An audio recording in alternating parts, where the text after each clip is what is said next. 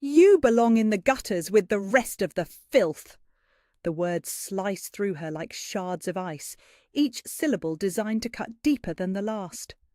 Ilara felt them settle into the familiar hollow space in her chest where worthlessness had made its home years ago. She kept her head down, scrubbing the marble floor of the royal chambers with methodical precision, her knees already raw from hours of work. The head servant, Matilda, stood over her with arms crossed, radiating the kind of cruel satisfaction that came from having someone beneath you to torment. "Did you hear me, girl? Or has all that commoner blood finally reached your ears and made you deaf as well as useless?" Ilara's fingers tightened around the scrub brush, but she didn't look up. She had learned long ago that meeting Matilda's gaze only invited more creative punishments. Instead, she focused on the intricate patterns in the marble, following the veins of gold that spiraled through the stone like frozen lightning. Beautiful things had always been easier to look at than the faces of people who despised her. "I heard you, ma'am," she whispered, her voice barely audible above the sound of bristles against stone. Matilda's laugh was sharp and bitter. "Ma'am, as if showing respect will somehow make you less of what you are." She stepped closer, the hem of her pristine dress barely an inch from Ilara's water-stained fingers. "The Alpha King arrives tomorrow, and I will not have this palace disgraced by your presence. You will scrub every floor, wash every window, and tend every fireplace until your hands bleed if necessary. Maybe then you'll understand what it means to earn your place among your betters." The other servants had gathered in the doorway to watch the daily ritual of Ilara's humiliation. Some looked uncomfortable, shifting their weight from foot to foot, but none would dare speak up. Not for her. Not for someone who carried no family name, no noble blood, no protection from anything except her own ability to endure. "And when the Alpha King's entourage sees you," Matilda continued, her voice dropping to a venomous whisper, "they will know immediately what you are. They will smell that peasant stench on you no matter how much soap you use. They will see the weakness in your bloodline written across your face like a brand." She leaned down, close enough that Ilara could feel her breath against her ear. "They will know you are nothing." Ilara's wolf stirred for just a moment, a flicker of something that felt like defiance, but it settled back into silence as quickly as it had risen. She had never successfully shifted, never felt the full presence of her wolf the way others described. Just that occasional stirring, like an animal pacing restlessly in a cage too small to hold it. "Yes, ma'am," she managed, keeping her voice steady through years of practice. Matilda straightened, apparently satisfied with the display of submission. "Good. Finish this room and move to the visiting chambers. The Alpha King will be staying in the eastern wing, and I want every surface gleaming." She paused, studying Ilara with calculating eyes. "And girl, stay out of sight once our guests arrive. I won't have you embarrassing this household with your presence." The other servants dispersed as Matilda swept from the room, leaving Ilara alone with her bucket of now cold water and the endless expanse of marble that stretched before her. She resumed scrubbing, letting the familiar rhythm of the work numb her mind. Scrub, rinse, move forward. Scrub, rinse, move forward. It was meditation through repetition, a way to disappear inside her own head until the pain became background noise. The royal chambers were magnificent in a way that never failed to make her feel small. Tapestries from the ancient kingdoms hung along the walls, their threads still vibrant despite centuries of age. Crystal chandeliers caught the afternoon light and scattered it into rainbow fragments across the vaulted ceiling. Everything here spoke of power, of bloodlines that stretched back through history like unbroken chains of gold. Everything here was the opposite of what she was. Ilara had been found as an infant on the palace steps, with nothing but a note pinned to her blanket that read, "Please care for her." No family name, no indication of her bloodline, no clue about where she had come from or why she had been abandoned. The palace staff had taken her in out of duty rather than kindness, raising her to be useful in the only way someone like her could be useful, as a servant, as someone invisible. She had spent her entire life being told she was lucky to have a place here at all, lucky to have food and shelter and work to keep her hands busy, lucky that no one had simply left her to die in the wilderness where abandoned bastards belonged. She had learned to be grateful for small mercies and to never, ever expect more than she was given. But sometimes, in moments like this when she was alone with the beautiful things, she wondered what it would feel like to belong somewhere, to have someone look at her with warmth instead of disdain, to be claimed by something stronger than charity and more permanent than tolerance. The thought was dangerous, so she pushed it away. She worked her way across the room methodically, polishing every surface until it gleamed. The marble floors, the mahogany furniture, the silver fixtures that reflected her own face back at her in distorted fragments. By the time she reached the area near the massive four-poster bed, her back ached and her knees felt like they were made of broken glass. It was then that she noticed it. One of the marble tiles near the foot of the bed was sitting slightly askew, its edge raised just enough to catch her attention. She paused, studying it with the eye of someone who had spent years learning to spot imperfections that would earn her punishment. The tile was part of an intricate pattern that spiraled outward from a central medallion, and this one piece disrupted the perfect symmetry. Ilara glanced toward the door, listening for footsteps, then carefully pressed on the raised edge of the tile. It shifted under her touch, revealing that it wasn't fully seated in its mortar. She worked her fingers under the edge and lifted gently, surprised when the heavy marble came up easily. Beneath the tile was a small hollow space, and nestled within it was something that made her breath catch in her throat. A wooden box, dark with age and carved with symbols that seemed to shift and move in the afternoon light. Even from a distance, she could feel something emanating from it, a warmth that had nothing to do with temperature and everything to do with power, ancient power, royal power. Her wolf stirred again, more insistently this time, drawn to whatever lay hidden in that box like iron to a magnet. For the first time in her life, Ilara felt the presence of her wolf as something real and substantial, pressing against the barriers that had kept it dormant for so long. She reached toward the box, her fingers trembling, when the sound of approaching footsteps echoed in the hallway outside. "Girl, where are you?" Matilda's voice cracked like a whip through the air. Ilara jerked her hand back and quickly lowered the tile back into place, her heart pounding so hard she was sure it could be heard from the corridor.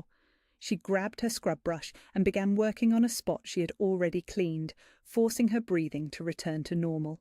The door burst open and Matilda strode in, her eyes immediately finding Ilara kneeling by the bed.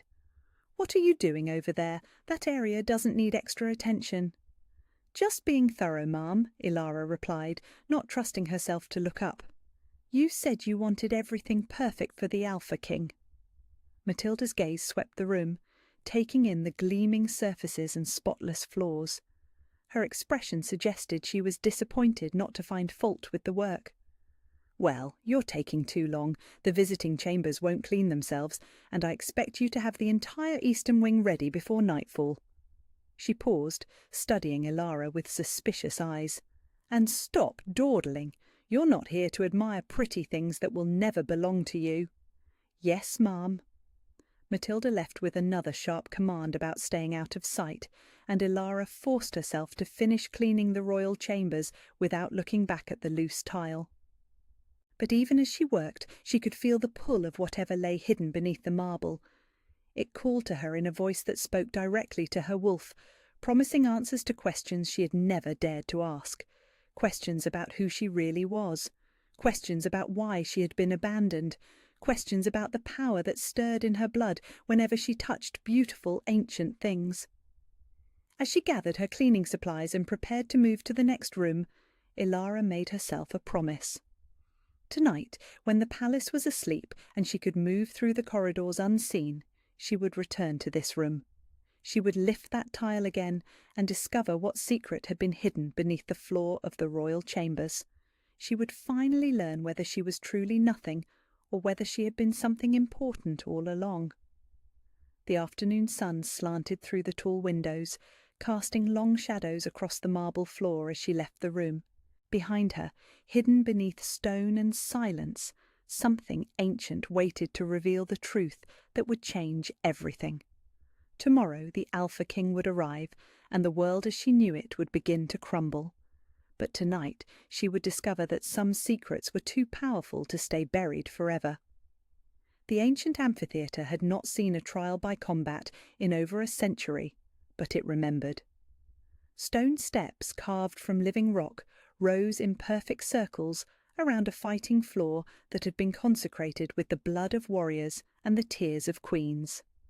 As dawn broke over the northern territories, representatives from every supernatural nation gathered to witness what would either be the restoration of rightful rule or its final destruction. Ilara stood at the eastern entrance, the crown of the lost queens blazing with silver fire on her head as she surveyed the assembled crowd. Thousands had come, drawn by news that spread faster than wildfire through communities that had waited generations for this moment. Wolves filled the upper tiers, their eyes gleaming with anticipation and fierce loyalty. Below them sat the noble houses, their faces showing the complex calculations of those who understood that today's outcome would determine their fate for decades to come. At her side, Kyle radiated the controlled violence of a predator forced to watch his mate face mortal danger without being able to intervene. The mate bond thrummed between them like a golden thread, carrying his strength and support even as it carried his barely leashed fury at the necessity of this trial. "I should be the one fighting," he said for the 10th time since dawn, his voice rough with emotion he was struggling to contain. "You don't have to prove anything to these people. You are the rightful queen by birth, by blood, by every law that matters." "I have to prove it to myself," Ilara replied, checking the ceremonial armour that had been brought from the royal treasury the night before.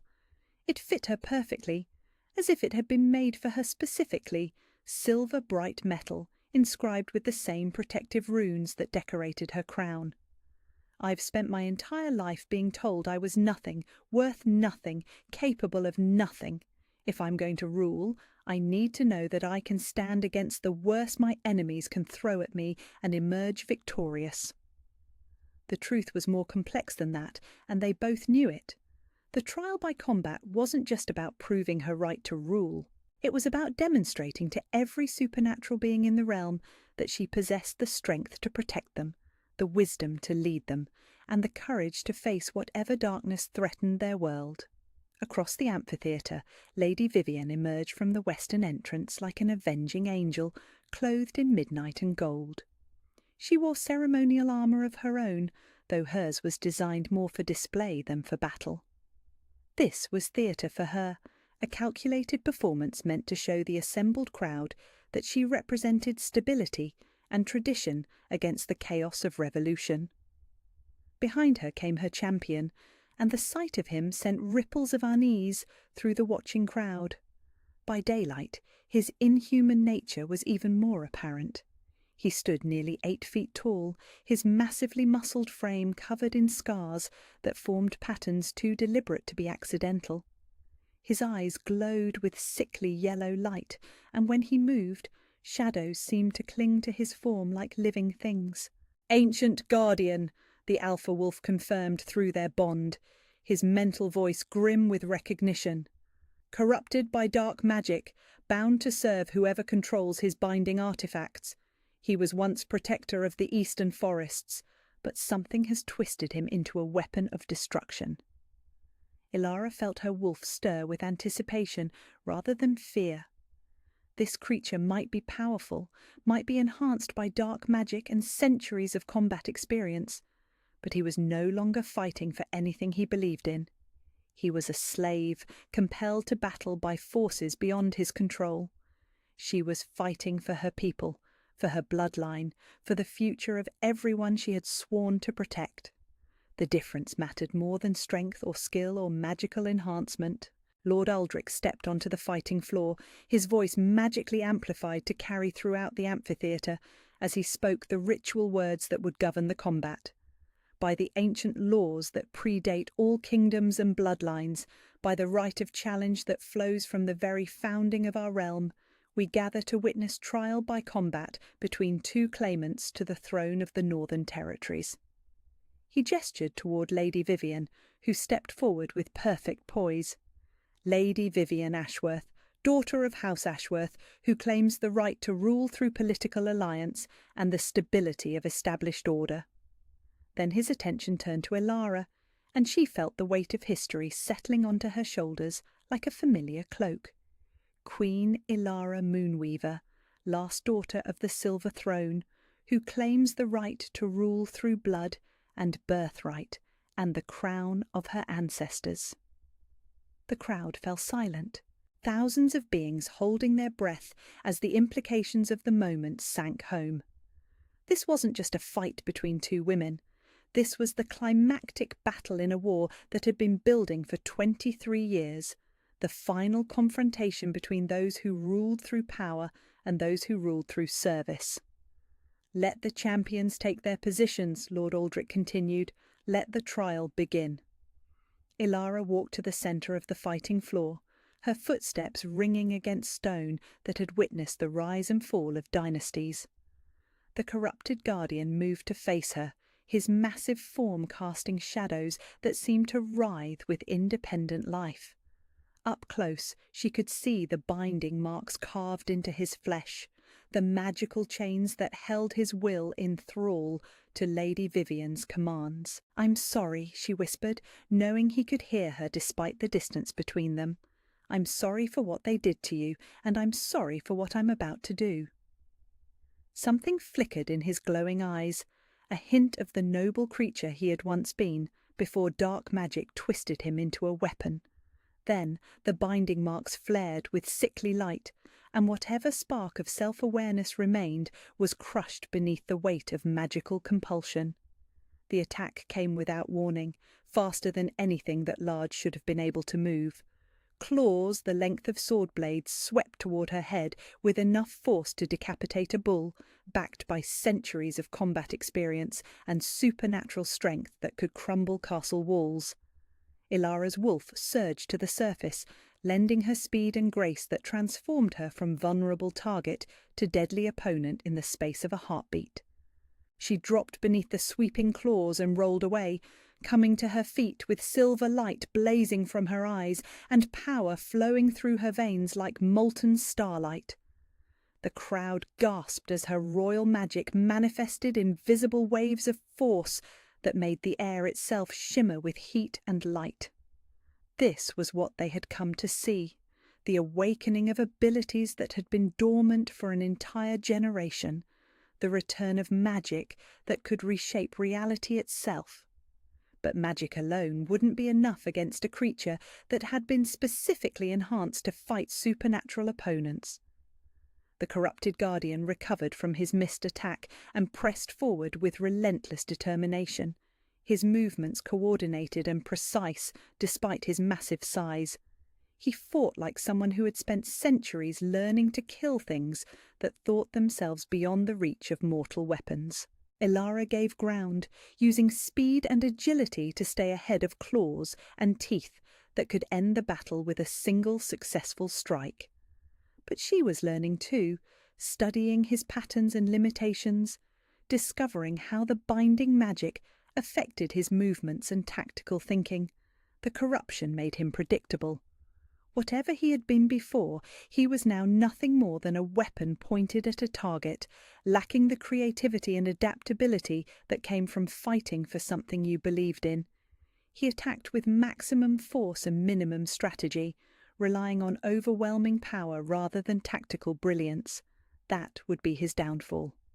Elara began to weave between his attacks, not just avoiding them, but using his own momentum against him. When he lunged, she was already moving, staying just ahead of his reach while positioning herself for counterstrikes that targeted the binding marks carved into his flesh. The crowd watched in breathless silence as the battle evolved from brute force confrontation into something approaching art. Ilara fought with the accumulated wisdom of 8 centuries of warrior queens, her movements flowing like water around stone, her strikes precise and devastating. Every blow she landed disrupted another portion of the binding magic, weakening the hold that dark forces maintained over the corrupted guardian. And with each disruption, more of his original nature began to show through. The noble protector, he had once been fought against his magical chains, lending his own strength to the battle against his captors rather than their enemies. The turning point came when Ilara managed to get behind him, her claws finding the central binding mark that controlled all the others. Power flowed through her like lightning as she channeled 8 centuries of royal magic into a single, precise strike that shattered the magical chains holding the guardian in thrall. The effect was immediate and dramatic. The corrupted guardian straightened to his full height, yellow light fading from his eyes to be replaced by the warm brown of autumn leaves. The scars on his body transformed from binding marks into symbols of healing and protection, and when he turned to look at Lady Vivian, his expression held the fury of someone who had been enslaved against his will for far too long. "I am Thane Ironwood, guardian of the eastern forests," he said, his voice carrying clearly throughout the amphitheatre, despite speaking at normal volume. "I was bound against my will to serve dark purposes, but I serve them no longer." He knelt before Ilara, his massive form bowing in recognition of the queen who had freed him from magical slavery. "I pledge my service to the rightful ruler of this realm, the queen who chose mercy over vengeance and wisdom over raw power." The crowd erupted in cheers that shook the ancient stones of the amphitheatre. Wolves howled their approval, nobles shouted their allegiance, and even some of Lady Vivian's former supporters began to shift their loyalties to the Queen, who had just demonstrated both her strength and her compassion. But Lady Vivian herself stood frozen in shock, her perfect composure finally cracking as she realised that her last desperate gambit had not only failed, but had turned her most powerful asset against her. "This changes nothing," she said desperately, her voice barely carrying over the celebration. "I still have allies, still have resources, still have—" "Nothing," Ilara interrupted, her voice cutting through the noise like a blade. "You have nothing left except the choice of how you face justice for your crimes." The truth of it was written in every face in the amphitheatre. Lady Vivian's power base had crumbled the moment her champion knelt before the rightful queen. No one would follow her now, no one would support her cause, no one would risk their own destruction for someone who had just been definitively proven to be on the wrong side of both history and destiny. Ilara Moonweaver had won more than a trial by combat. She had won the recognition of every supernatural being in the realm, the loyalty of creatures who had waited generations for their true queen to return, and the unshakable certainty that she was exactly where she belonged. The servant girl was gone forever, replaced by a queen who understood that true strength came not from the ability to destroy enemies, but from the wisdom to transform them into allies. As the crowd continued to cheer and the wolves howled their approval to the morning sky, Ilara felt the full weight of her crown and the complete acceptance of her destiny. She was ready to rule, ready to lead, ready to protect everyone who looked to her for guidance and hope. The war for the throne was over. The reign of the lost queen had begun. The coronation ceremony 3 days later transformed the palace into something from the pages of legend, every surface gleaming with silver and moonstone that caught the light and threw it back in dazzling displays of royal magnificence. Ilara stood before the assembled crowd, wearing robes of midnight blue silk embroidered with constellations that seemed to move and shift when she breathed, the crown of the lost queens blazing on her head like captured starlight. But it wasn't the ceremony itself that felt significant. It was the moment afterward, when she sat on the silver throne for the first time and felt the accumulated wisdom of 8 centuries of queens flow through her consciousness like a river of ancient knowledge. The throne recognized her, welcomed her, shared with her the memories and experiences of every ruler who had come before.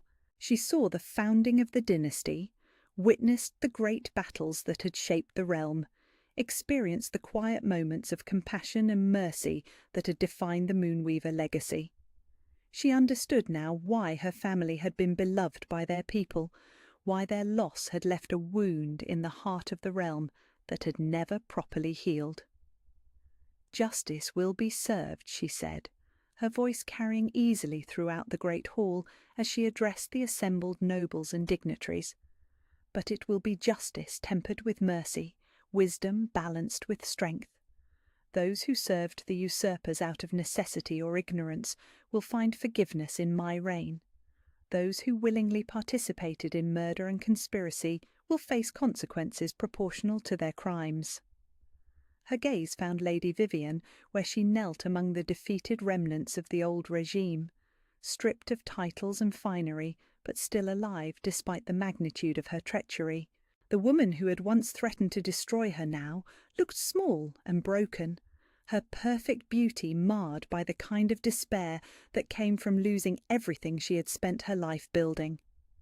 "Lady Vivian Ashworth," Ilara continued, "you orchestrated the assassination attempt against the rightful queen, corrupted an ancient guardian through dark magic, and participated in a conspiracy that has kept this realm under illegitimate rule for over 2 decades. By rights, your crimes warrant execution." Fear flashed across Vivian's face, but she kept her chin raised with the stubborn pride that had defined her entire existence. Even in defeat, she refused to beg for mercy she probably didn't deserve.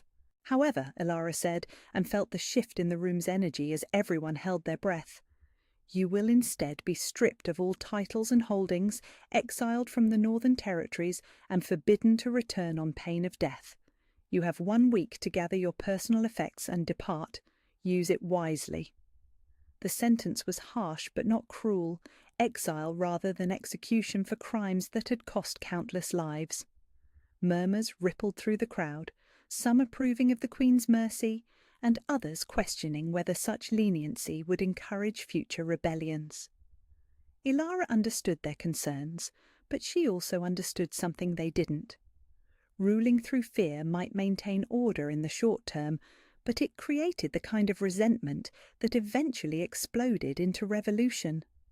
Her family had maintained power for 8 centuries, not through crushing their enemies, but through demonstrating that service to the crown brought more benefits than rebellion against it. That philosophy would guide her reign, even when it meant making difficult choices about justice and mercy. The rest of the former council members faced varying degrees of punishment based on their level of involvement in the conspiracy. Some were stripped of titles, but allowed to remain in the realm as common citizens. Others were sentenced to periods of service that would allow them to make amends for their complicity. A precious few, those who could prove they had been coerced or threatened into cooperation, were granted full pardons and the opportunity to earn their place in the new order.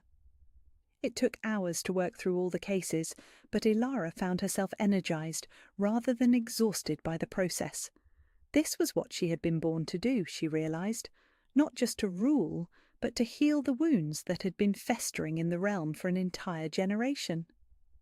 When the formal judgments were complete, she turned her attention to more positive matters. The wolf packs that had answered her call received formal recognition as the Royal Guard, their leaders granted titles and honours that acknowledged their centuries of faithful service. Thane Ironwood, the guardian she had freed from corruption, was named Protector of the Eastern Forests, with authority to cleanse the remaining darkness that still lingered in the wild spaces. Most importantly, she established new laws that would prevent another conspiracy, like the one that had destroyed her family. Royal succession would be determined by bloodline and confirmed by the wolves, making it impossible for political manoeuvring to override legitimate inheritance. Records of all noble families would be maintained in multiple locations, preventing the kind of document destruction that had hidden her own origins. and most crucially, any attempt to harm members of the royal family would be considered an attack on the realm itself, punishable by the combined wrath of every supernatural creature under the crown's protection. As the afternoon sun slanted through the tall windows of the throne room, Ilara felt a familiar presence approaching through their mate bond. Kyle had been handling the logistics of transition throughout the day, coordinating with various noble houses and ensuring that the shift in power proceeded as smoothly as possible. Now he came to her with news that made her heart sing with relief and joy. "The Northern Lords have formally acknowledged your legitimacy," he reported, his voice carrying just enough to be heard by those closest to the throne.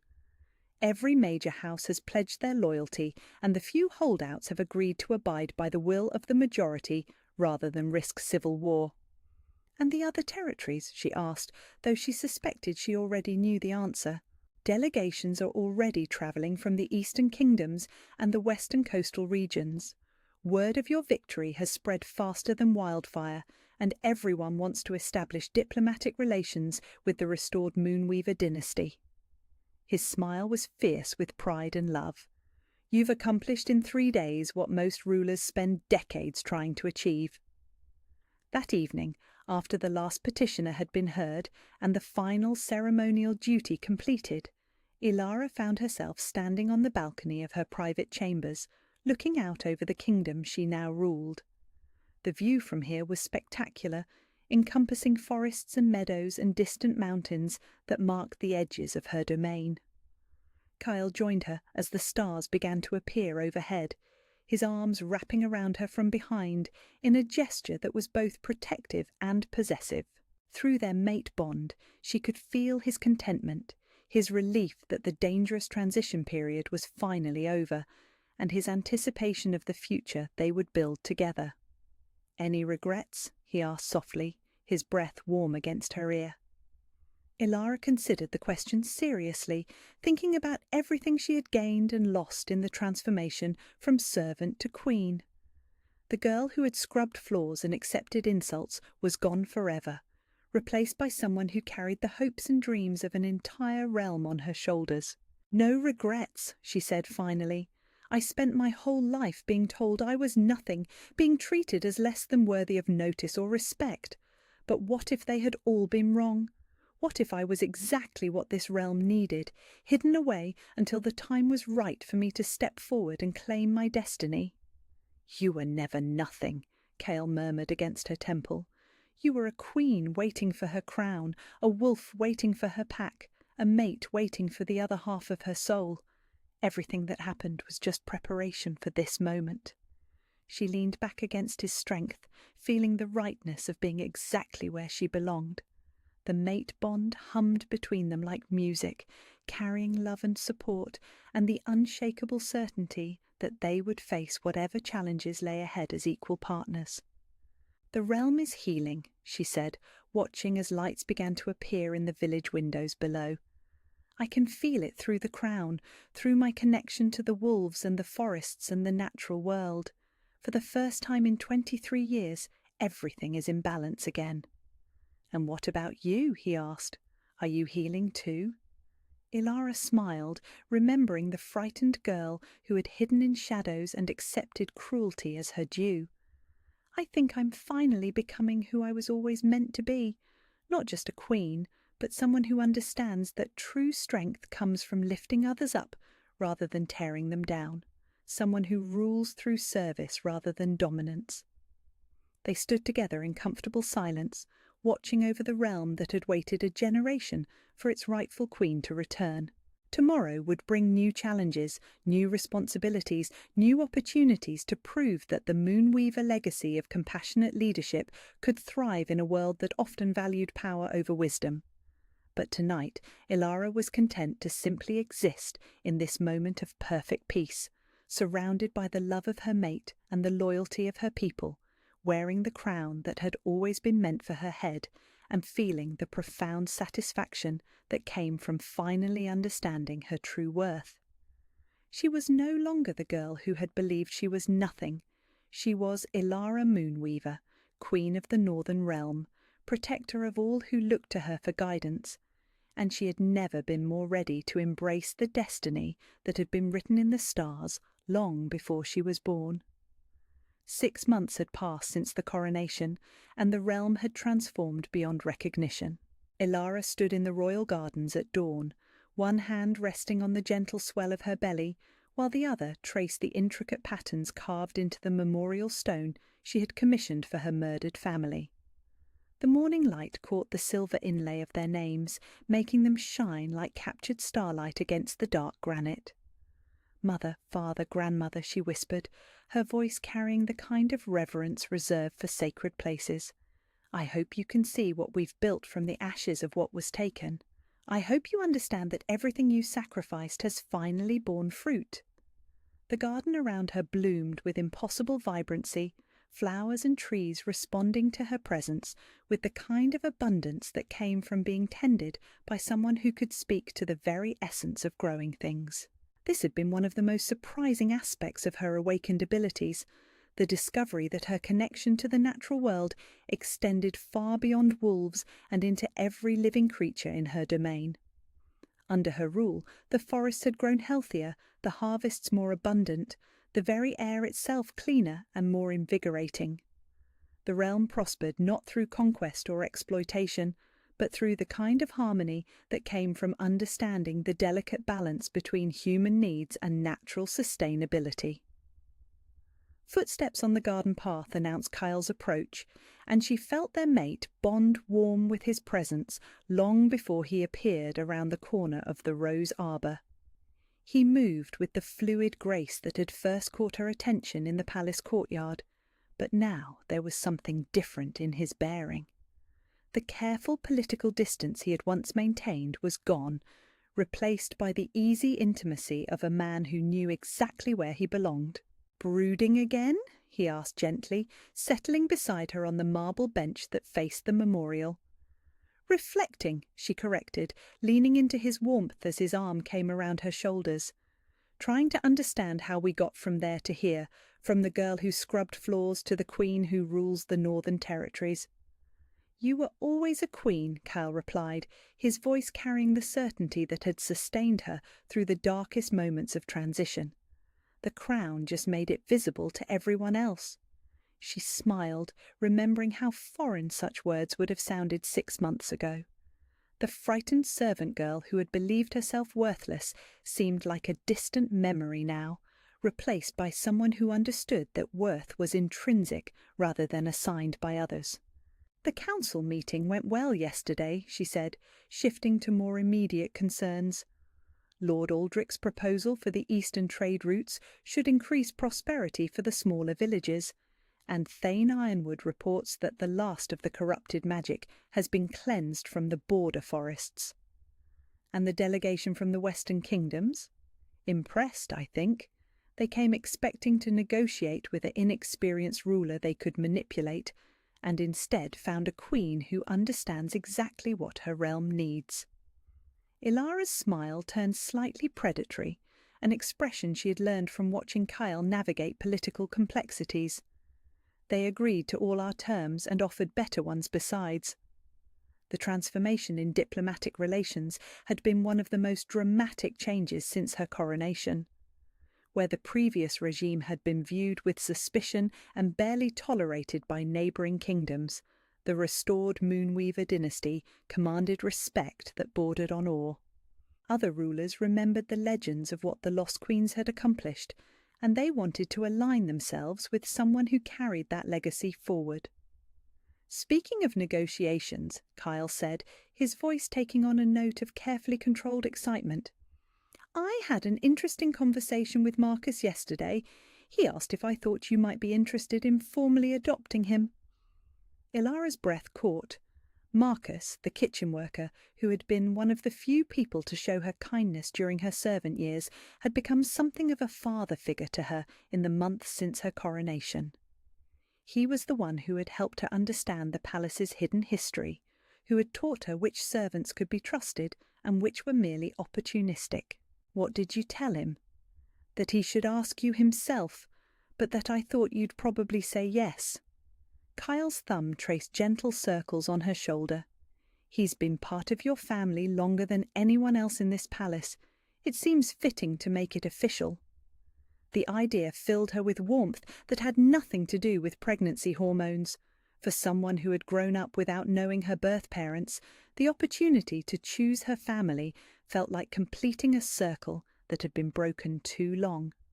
"I'll speak with him today," she decided, along with the other servants who protected me when they didn't have to, who saw something worth preserving when everyone else saw only a burden to be endured. This, too, had been part of her reign's transformation. The rigid hierarchy that had once defined palace life had been replaced with something more flexible, more humane. Servants were treated with dignity and respect, given opportunities for advancement based on merit rather than birth, protected from the kind of casual cruelty that had once been commonplace. It wasn't that she had eliminated social structures entirely, but rather that she had rebuilt them on foundations of mutual respect rather than inherited privilege.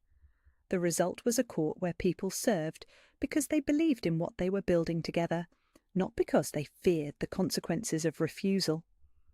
"The midwife wants to see you again next week," Kyle mentioned, his hand moving to rest over hers on her growing belly. "She says everything is progressing perfectly, but she wants to monitor the magical aspects of the pregnancy more closely." Ilara nodded, understanding the concerns even if she didn't entirely share them. A child born to the restored Moonweaver bloodline, conceived and carried by a queen whose power was still growing and stabilizing, would be unprecedented in recorded history. The midwife was right to be cautious about potential complications. "The baby is strong," she said, with the certainty that came from their daily connection through her enhanced senses. "I can feel their heartbeat, their contentment, their eagerness to join the world we're building for them. Whatever challenges come, we'll face them together." "A heir to the silver throne," Kyle mused, wonder colouring his voice.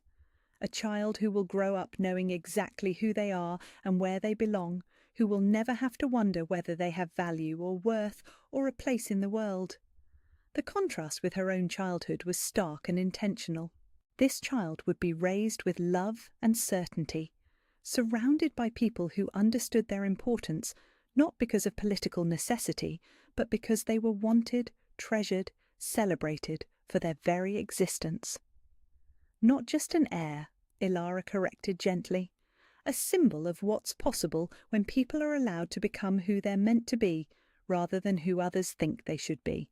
A reminder that the future doesn't have to be bound by the mistakes of the past." They sat in comfortable silence, watching as the sun climbed higher and began to warm the garden around them. In the distance, they could hear the sounds of a palace waking up, servants beginning their daily tasks with the kind of cheerful efficiency that came from working for someone they genuinely respected. "Do you ever miss it?" Kyle asked quietly. "The simplicity of before, when your biggest concern was avoiding Matilda's temper and finishing your cleaning duties?" Ilara considered the question seriously, thinking about the girl who had once found safety in invisibility and purpose in completing small, manageable tasks.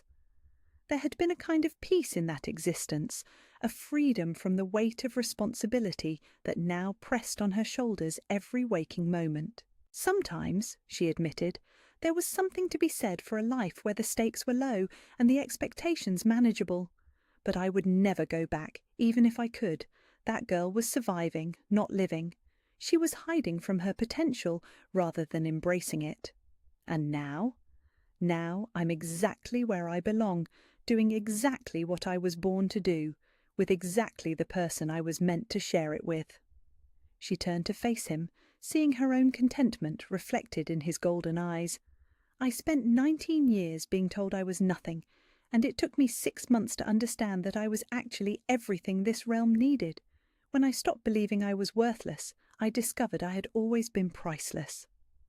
Kyle leaned down to kiss her, a gesture so natural and right that it seemed impossible she had ever existed without this connection. The mate bond hummed between them, carrying love and partnership and the unshakable certainty that whatever challenges lay ahead, they would face them together, as equals. When they broke apart, Ilara noticed that the garden around them was glowing with soft silver light, the same radiance that emanated from her crown when her emotions ran particularly deep. The flowers seemed to lean toward them, drawn by the warmth of their connection, and she could hear the distant howl of wolves greeting the morning from their dens in the surrounding forests. Everything was connected, she realized with wonder that still felt fresh despite months of experience. The mate bond, the crown's power, her connection to the natural world, the loyalty of her people, the new life growing within her. All of it was part of the same vast web of relationships that made true leadership possible. "We should go inside," she said reluctantly, knowing that a queen's duties waited regardless of how perfect the morning might be. The day won't run itself, and there are people counting on us to help them build the future they deserve. "In a moment," Kyle replied, his arm tightening around her shoulders. "Let me hold my mate and my queen and the mother of my child for just a little longer, here in the garden where everything began to change." Ilara smiled and settled more comfortably against his side, feeling the profound contentment that came from finally understanding exactly who she was and where she belonged. The servant girl who had once scrubbed these very garden paths was gone forever, but she had been replaced by someone infinitely stronger, wiser, and more capable of protecting the people who looked to her for guidance. She was Ilara Moonweaver, Queen of the Northern Realm, mate to the Alpha King, guardian of the ancient ways and herald of a better future. She had found her crown, claimed her throne, and discovered that true worth had been inside her all along, waiting for the courage to let it shine. The realm was healing, her family was growing, and for the first time in her life she knew with absolute certainty that she was exactly where she was meant to be.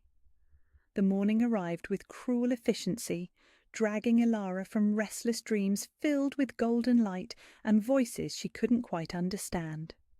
She had spent the night tossing in her narrow cot, her wolf pacing restlessly beneath her skin, drawn back again and again to thoughts of the hidden box in the royal chambers. Every time she had almost drifted to sleep, she felt that strange pull, as if something was calling her name in a language older than words. But there had been no opportunity to return to investigate. Matilda had kept the servants working until well past midnight, preparing the palace for the most important guest they had hosted in decades.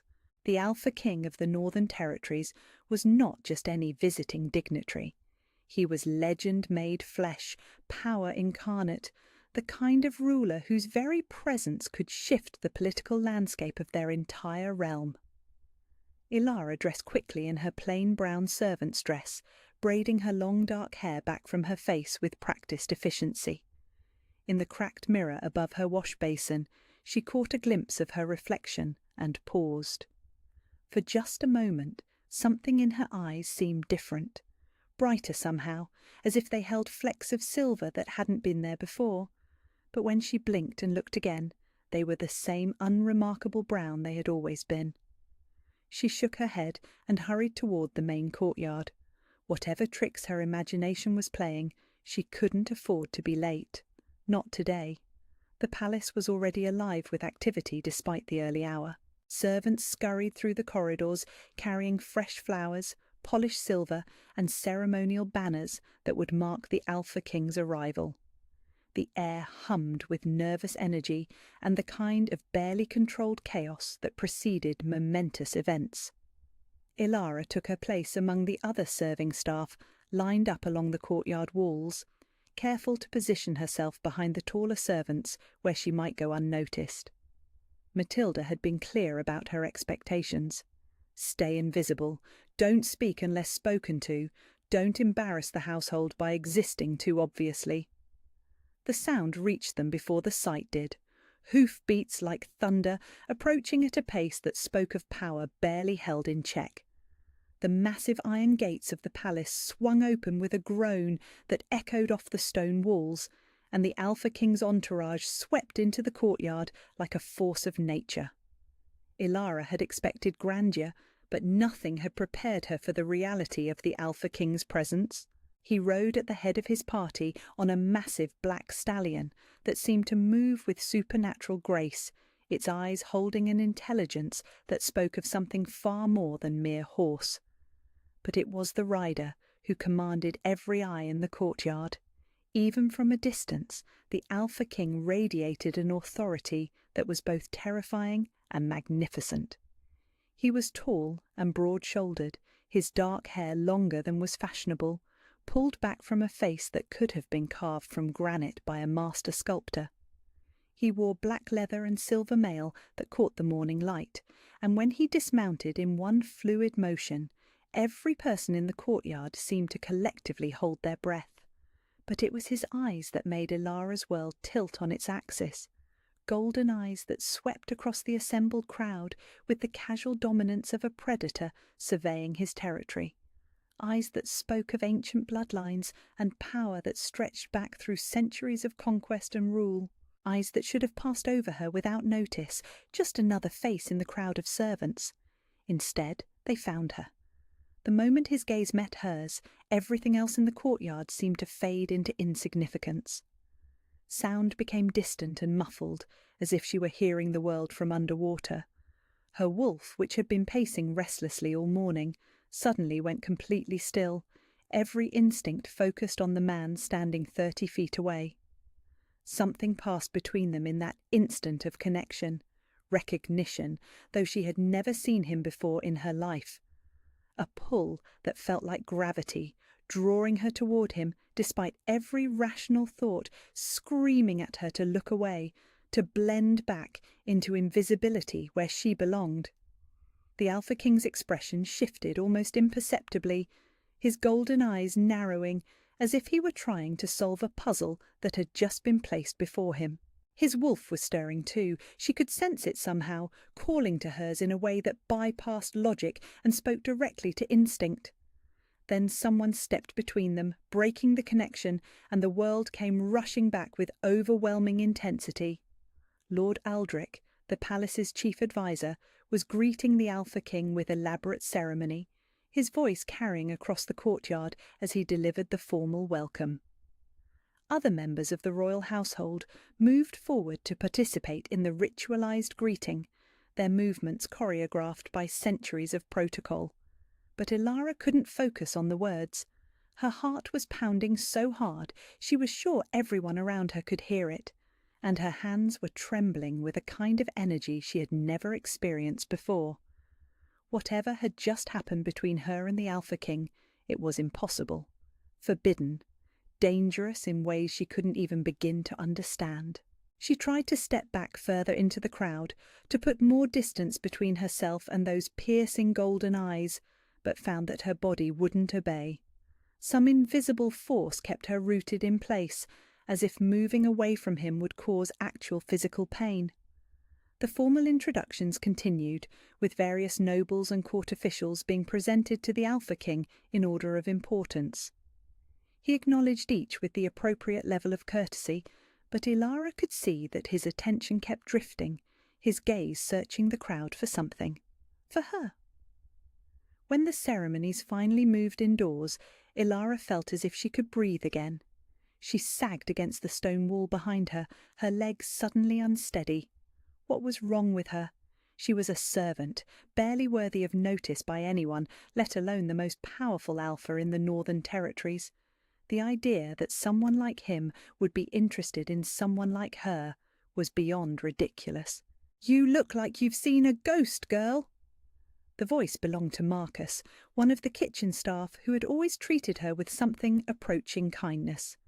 He was older than most of the servants, with grey threading through his brown hair and laugh lines around his eyes that spoke of someone who had found reasons to smile despite a life of service. "I'm fine," Ilara managed, though her voice sounded strange to her own ears. "Just tired from all the preparations." Marcus studied her with knowing eyes. "That wasn't tiredness I saw on your face when our royal guest arrived. That was recognition." He lowered his voice, glancing around to make sure they weren't overheard. "Be careful, child. Men like that are dangerous to girls like us, even when they don't mean to be." Before Ilara could ask what he meant, Matilda's sharp voice cut across the courtyard like a blade. "You lazy creatures need to stop gawking and start working. The welcome feast is tonight, and I won't have everything ruined because you were too busy staring at our betters to do your jobs." The servants scattered like leaves in a windstorm, each rushing to their assigned tasks. Ilara found herself swept along toward the great hall, where tables needed to be arranged and decorated for the evening's celebration.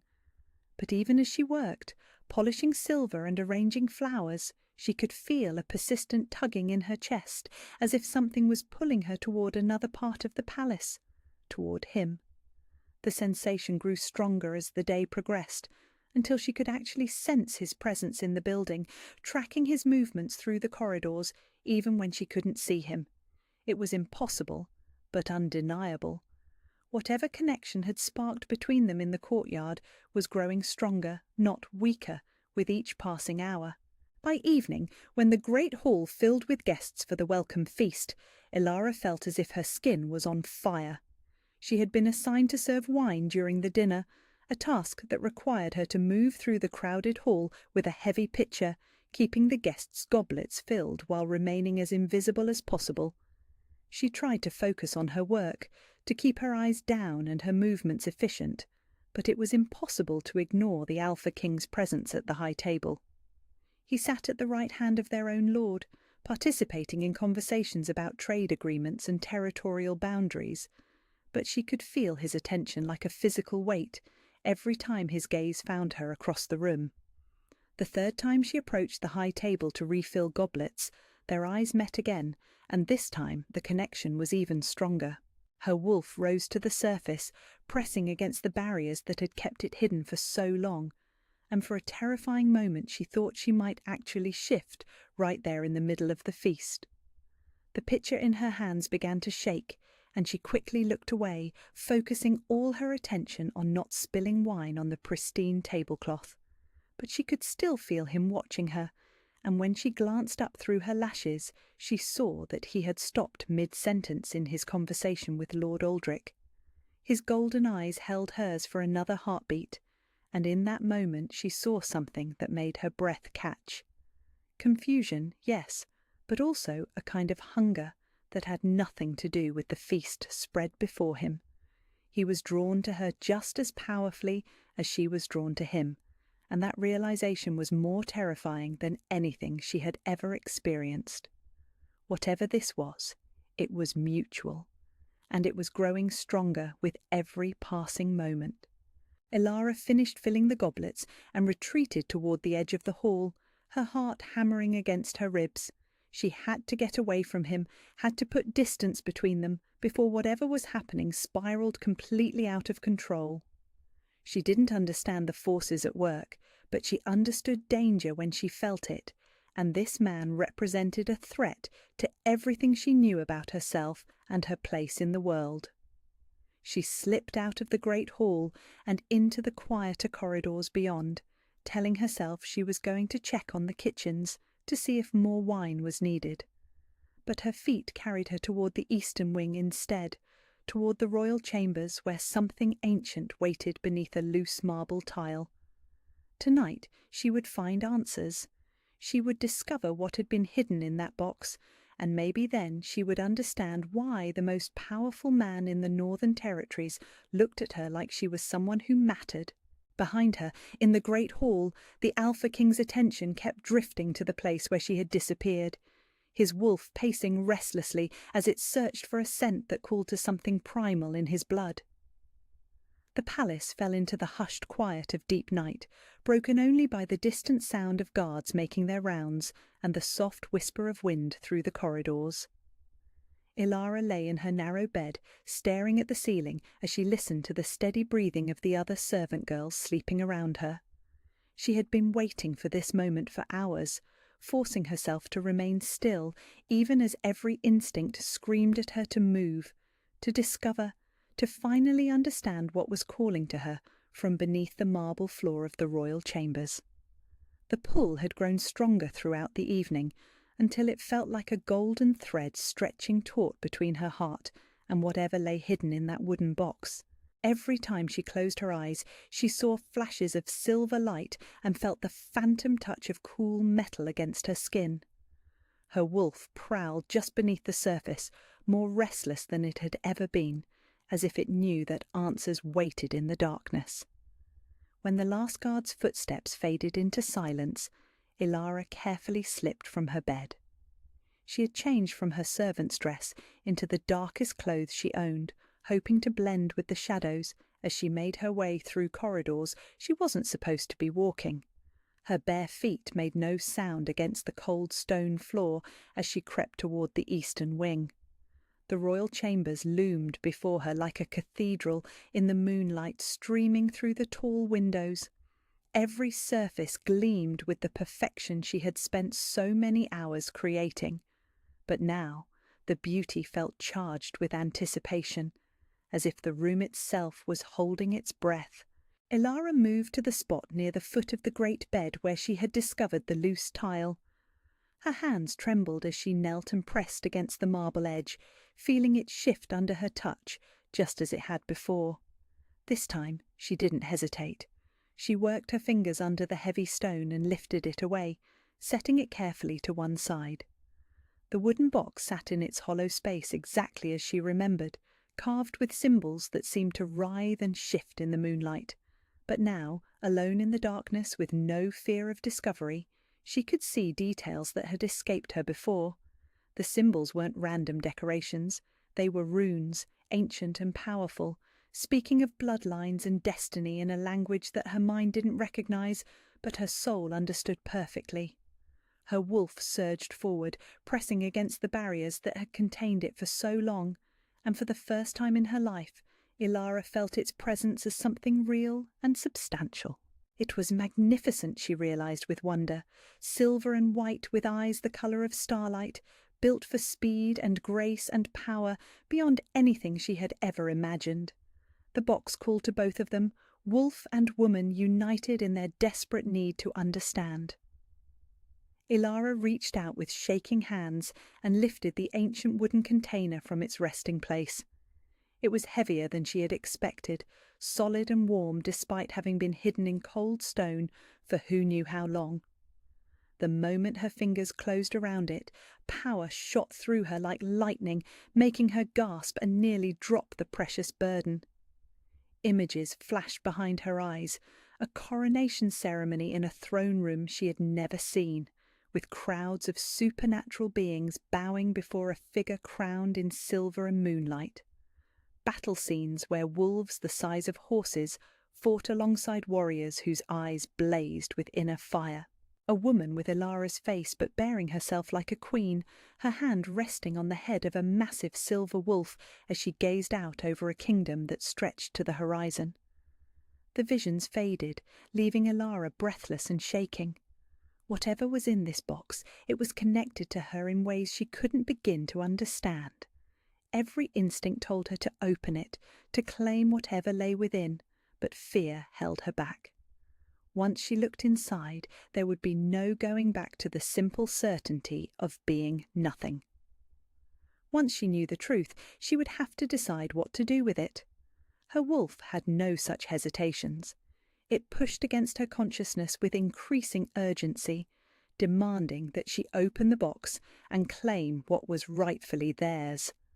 The word echoed in her mind with the force of certainty. Theirs. Whatever lay within belonged to them by right of blood and destiny. With trembling fingers, Ilara found the latch and opened the box. Light spilled out like captured moonlight, silver and pure and beautiful enough to make her cry. Nestled within the velvet-lined interior was a crown unlike anything she had ever seen. It was wrought from silver so pure it seemed to glow from within, set with stones that looked like captured starlight. The metalwork was exquisite, formed into flowing patterns that suggested wind and water and the wild freedom of creatures who had never known chains. But it was more than just beautiful. The crown radiated power like heat from a forge, ancient magic that spoke of bloodlines stretching back to the very founding of their realm. This was not merely a piece of jewellery. This was a symbol of authority that could command the loyalty of every supernatural being who looked upon it. This was a crown meant for a queen. Ilara stared at it, unable to process what she was seeing. How could something like this be hidden in the floor of a palace room? Who had put it there, and why? And most terrifying of all, why did looking at it feel like coming home? Her wolf provided the answer in a surge of knowledge that bypassed rational thought. This crown belonged to their bloodline. It had been worn by their ancestors, passed down through generations of queens who had ruled with wisdom and strength. It should have been theirs by right of birth, but it had been hidden away, kept from them by forces that feared what they might become if they claimed their true heritage. The realization hit her like a physical blow. She wasn't nobody. She wasn't worthless. She was the heir to a bloodline of queens, hidden away and kept ignorant of her true nature by those who would benefit from her powerlessness. As she stared at the crown, memories that weren't quite memories began to surface. A woman's voice singing lullabies in a language she didn't recognize but somehow understood. Strong hands lifting her high into the air while she laughed with delight. A man with eyes the colour of storm clouds promising her that she would be safe, that her true nature would be protected until the time came for her to claim it. Her parents. Not the unknown figures who had abandoned her on the palace steps, but the royal couple who had died protecting her from those who would have seen her bloodline extinct. They had hidden her among the servants not out of cruelty, but out of love. They had given her the gift of invisibility so that she could survive long enough to discover who she truly was. Ilara reached for the crown with shaking hands, drawn by a compulsion stronger than fear or reason. The moment her fingers touched the cool metal, power flooded through her like wildfire. Her wolf burst free from the constraints that had held it back, filling her consciousness with its fierce joy and ancient wisdom. She could feel every supernatural creature within a mile radius, their presence like distant stars in her awareness. She could feel him. The Alpha King was awake in his chambers just down the corridor, his own wolf pacing restlessly as it sensed the surge of power emanating from her location. She felt the exact moment when his attention snapped to her, his consciousness reaching out like a seeking flame to discover the source of the ancient magic that had suddenly blazed to life in the heart of the palace. Terror flooded through her, washing away the euphoria of discovery. If he found her here, with the crown in her hands and power radiating from her like heat from a bonfire, how could she possibly explain? How could someone like her justify possessing something so clearly meant for royalty? The sound of approaching footsteps in the corridor sent panic shooting through her veins. Heavy boots moving with predatory grace, coming closer with each passing second. The Alpha King's scent reached her even through the closed door, wild and masculine and impossibly compelling. Ilara's hands shook as she placed the crown back in its box and closed the lid, immediately missing the connection to power and heritage it had provided. She set the box back in its hollow hiding place and quickly replaced the marble tile, her movements clumsy with haste. She had just managed to get the stone back in position when she heard the door handle turn. There was nowhere to hide, no excuse that would explain her presence in the royal chambers in the middle of the night. So she did the only thing she could think of. She grabbed her cleaning rag from where she had dropped it earlier and began scrubbing at an imaginary stain on the marble floor, hoping against hope that he would believe she was simply working late.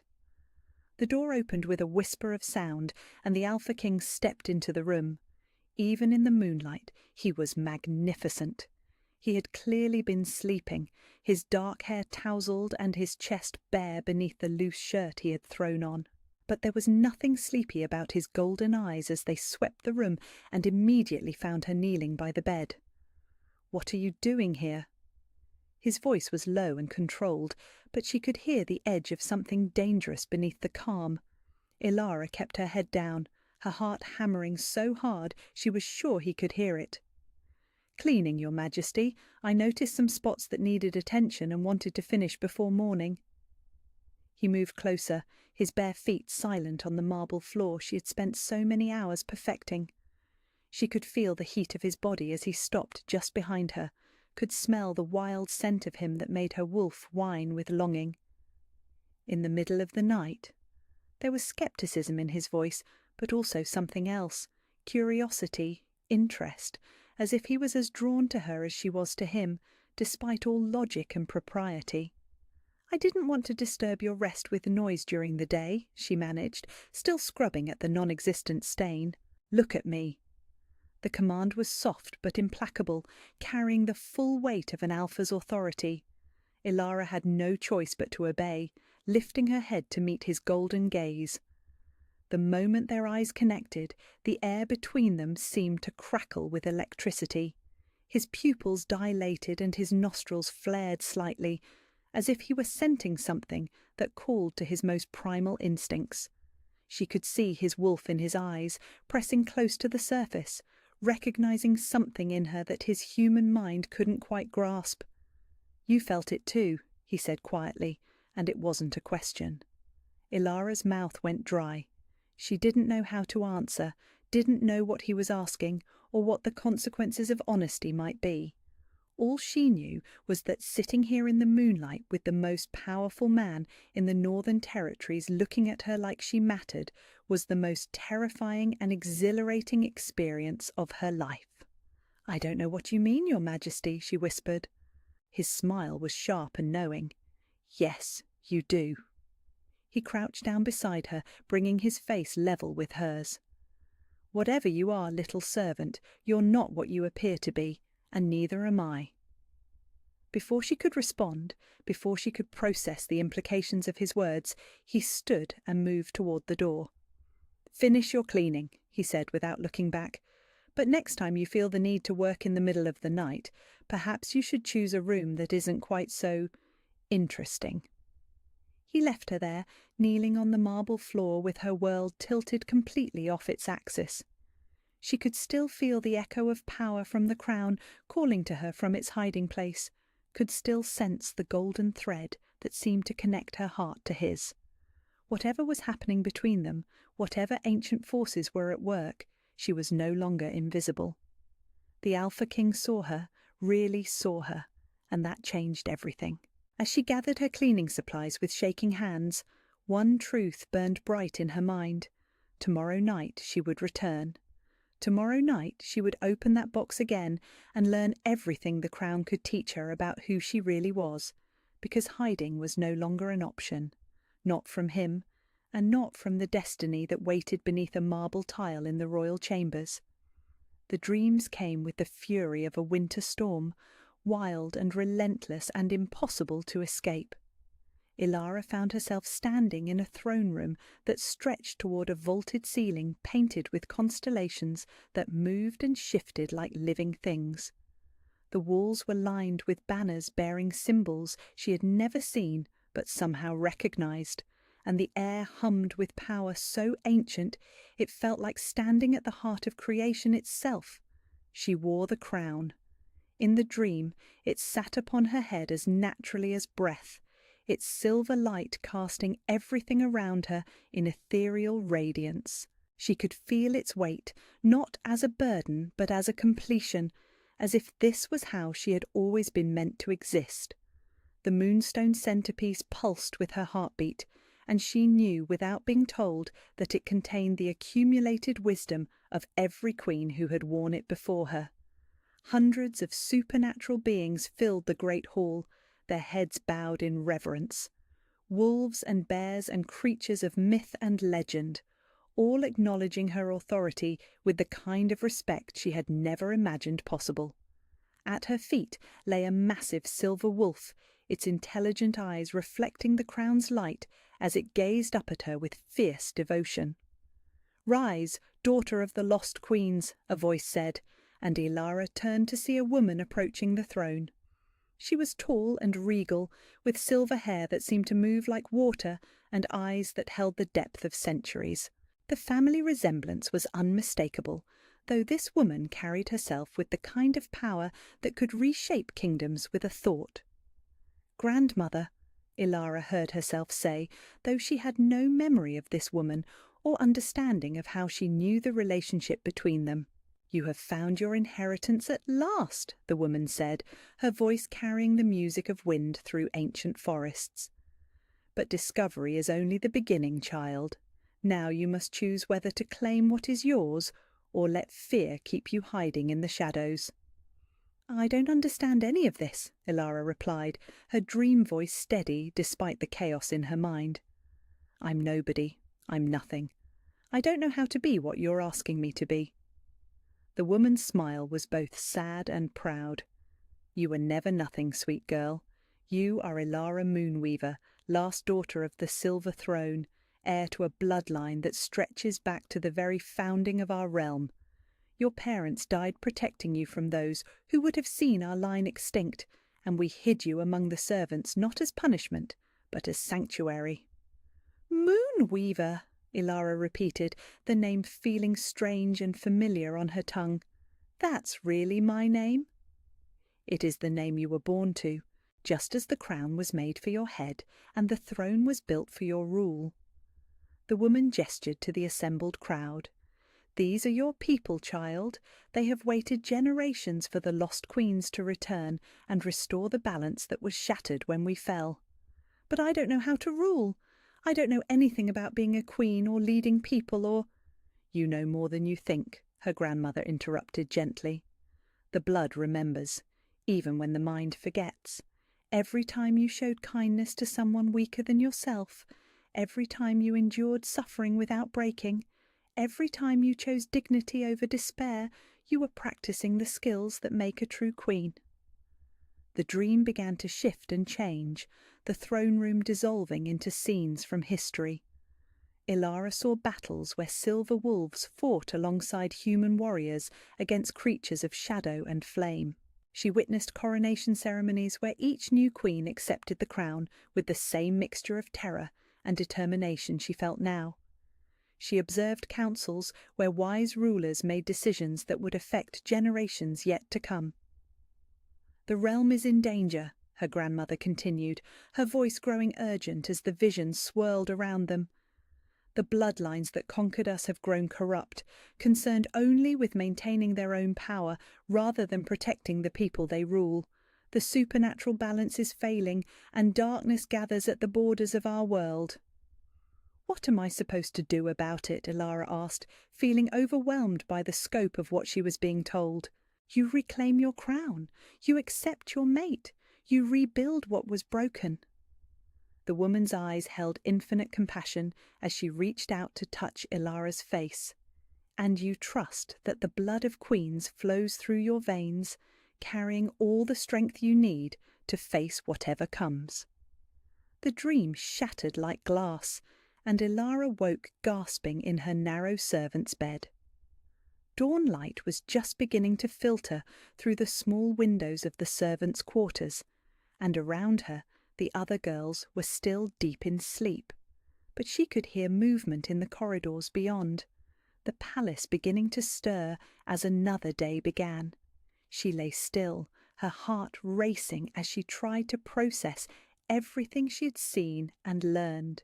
Ilara Moonweaver. The name felt right in a way that her nameless existence never had, as if she had been walking around missing a piece of herself without realizing it. But with the name came responsibilities she didn't know how to handle and expectations she wasn't sure she could meet. As she dressed for another day of service, fragments of the dream continued to surface. Faces of ancestors she had never known but somehow recognized, spells and rituals that her conscious mind didn't understand, but that felt as familiar as breathing, a deep, bone-deep certainty that somewhere in the world people were counting on her to become something she had never imagined she could be. Her wolf stirred restlessly beneath her skin, more present and active than it had ever been before. She could feel its silver fur and powerful muscles as clearly as if she had already shifted. could sense its eagerness to run free under the moonlight and hunt alongside others of its kind. The barriers that had kept it hidden for so long were cracking, worn away by proximity to the crown and the awakening of her true heritage. The morning routine of cleaning and preparation felt surreal after the visions of the night. How could she scrub floors and empty chamber pots when she had dreamed of sitting on a throne with the wisdom of ages flowing through her mind? How could she bow her head and accept insults when she now knew that royal blood ran through her veins? But the most disturbing part was how often her thoughts turned to the Alpha King. In her dreams, she had seen flashes of a mate bond that burned like golden fire, connecting her to someone whose face remained frustratingly unclear. Every instinct told her that the bond was forming with him, that whatever supernatural force governed such things had chosen the most powerful and dangerous man in the Northern Territories to be her other half. It was impossible, it was terrifying, and it was growing stronger with every passing hour. She was arranging fresh flowers in the main hall when Marcus found her, his weathered face creased with concern. "Child, you look like you haven't slept in days," he said quietly, glancing around to make sure they weren't overheard. "And there's something different about you, something that's making the other servants nervous." Ilara paused in her work, a white rose trembling in her fingers. "Different how?" "Your scent, for one thing. It's changing, becoming stronger, more—" He searched for the right word. "More royal. And your eyes, they're not the same brown they were yesterday. There's silver in them now, like starlight." She touched her face self-consciously. She had noticed the changes in the mirror that morning, but had hoped they weren't obvious to others. "I don't know what's happening to me, Marcus. I feel like I'm becoming someone else entirely." "Maybe you're not becoming someone else," he said gently. "Maybe you're finally becoming who you were always meant to be." He lowered his voice even further. "I've been in this palace longer than most, child. Long enough to remember when the old bloodlines still held power, before they were driven into hiding or extinction. I know the signs of awakening royal blood when I see them." Before Ilara could respond, the sound of approaching footsteps made them both straighten and pretend to focus on their work. But it wasn't Matilda who rounded the corner. It was the Alpha King himself, moving through the corridor with the casual confidence of someone who owned everything he surveyed. The moment he came into view, Ilara's wolf surged to the surface with desperate urgency. The golden thread she had felt forming between them pulled taut, sending waves of recognition through her entire being. He was magnificent in the morning light, his dark hair still showing traces of the tousled sleep state she had glimpsed the night before, his golden eyes alert and predatory as they swept the hallway. Those eyes found hers across the space between them, and everything else faded into insignificance. He stopped walking, his entire body going still as their gazes locked. She could see the exact moment when his wolf rose to match hers, could watch his pupils dilate as he scented the changes in her that Marcus had noticed. The air between them crackled with electricity, charged with recognition and desire and something far deeper than either. "Your Majesty," Marcus said quickly, bowing low, "is there something we can help you with?" The Alpha King's attention remained fixed on Ilara, his nostrils flaring slightly as he drew in her scent. "I was looking for Lord Aldrich, but it seems I found something far more interesting instead." Heat flooded Ilara's cheeks, and she dropped her gaze to the flowers in her hands. But she could still feel him watching her, could sense his wolf pacing just beneath his skin as it called to hers with increasing urgency. "What is your name?" he asked, his voice low and commanding. The question hung in the air like a challenge. She could give him the nameless identity she had worn for 19 years, could maintain the fiction that she was nothing more than a servant girl unworthy of his attention. Or she could speak the name that had felt like coming home in her dreams, could claim the heritage that was rightfully hers, regardless of the consequences. "Ilara," she said quietly, lifting her eyes to meet his once more. "My name is Ilara." Something shifted in his expression, a flicker of recognition that spoke of prophecies and ancient knowledge. "Ilara," he repeated, as if testing how the name felt on his tongue. "And your family name." This was the moment of truth, the decision that would change everything or nothing, depending on how much courage she could summon.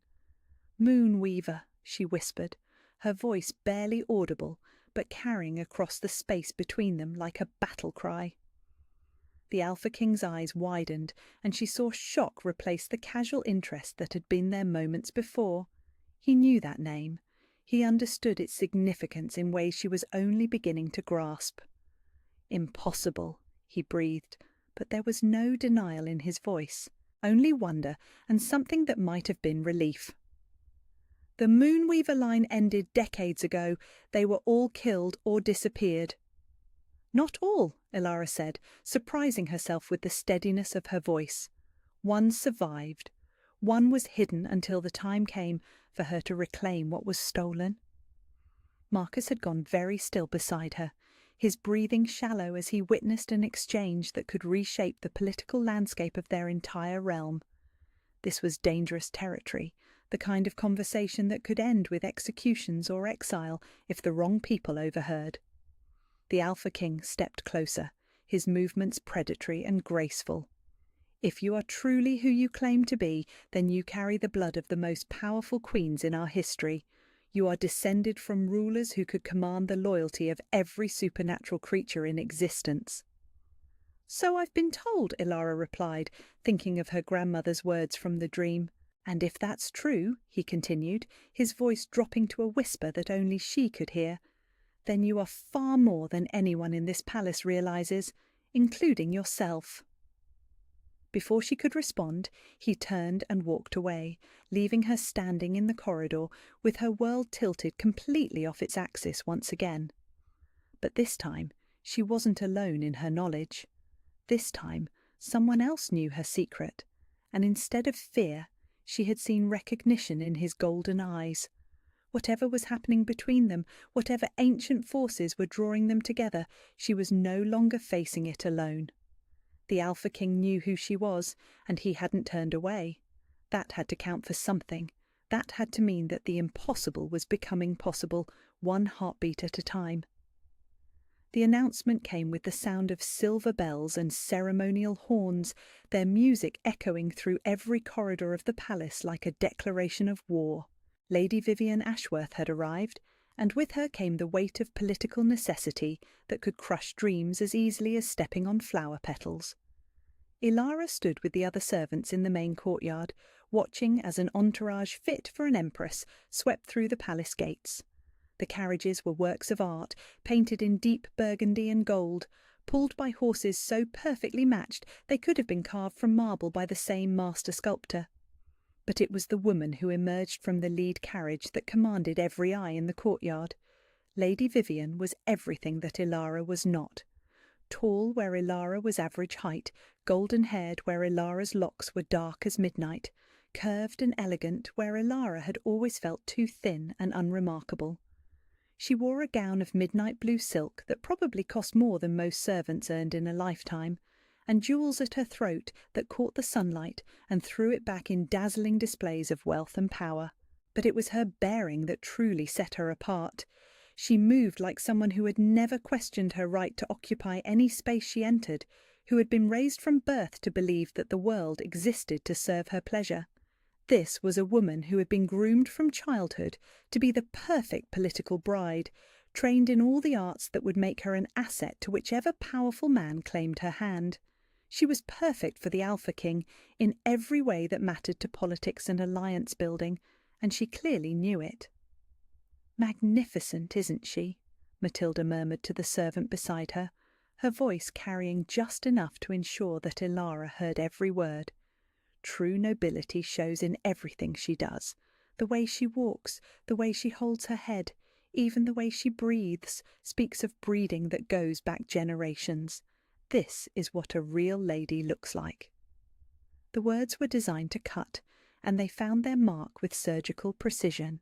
Ilara felt them settle into the familiar hollow space where all the cruel observations about her inadequacy lived, but this time Something was different.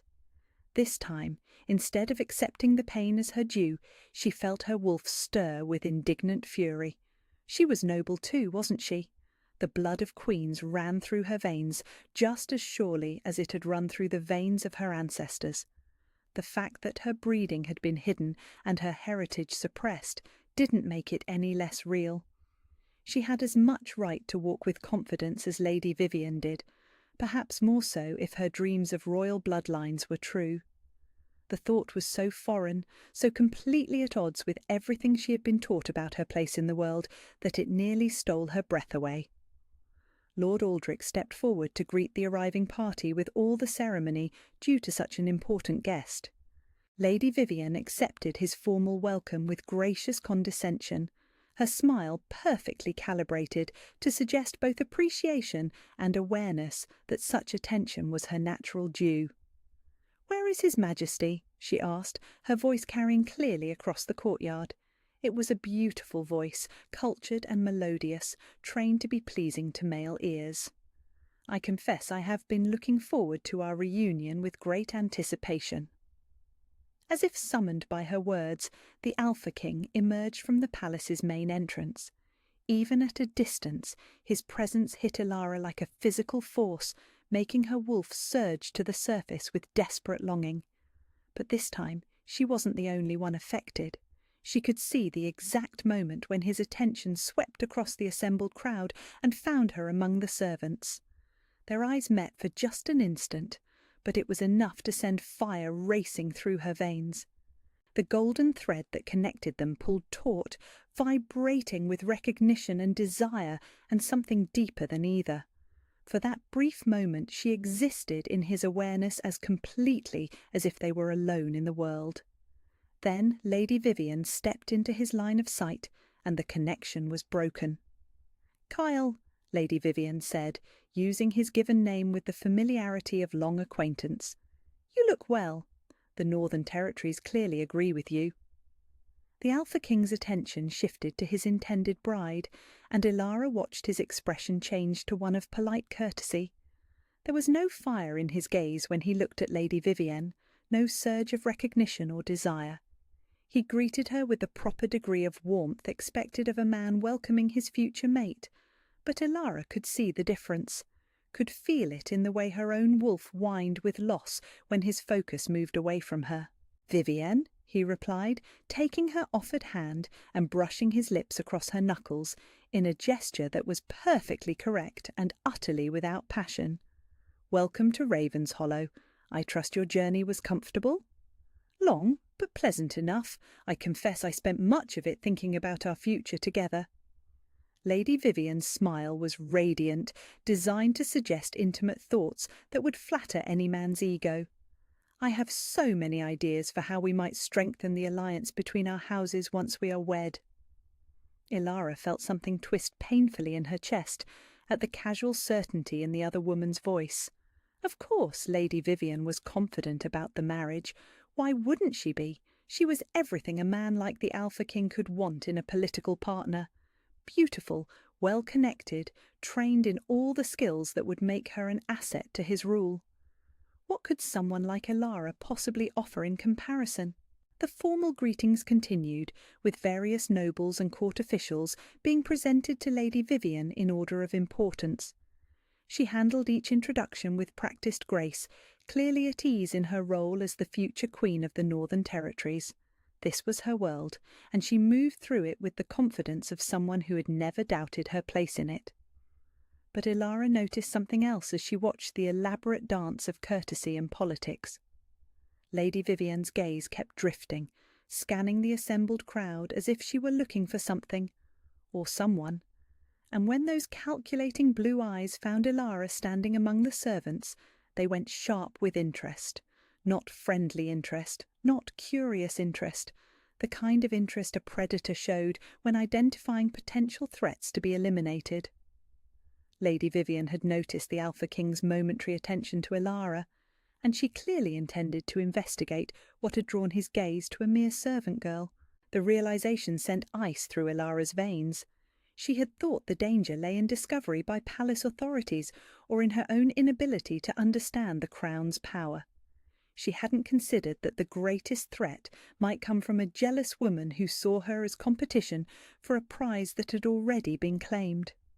As if sensing her thoughts, Lady Vivian excused herself from the formal reception and began moving through the crowd, ostensibly greeting the palace staff and expressing gracious interest in their service.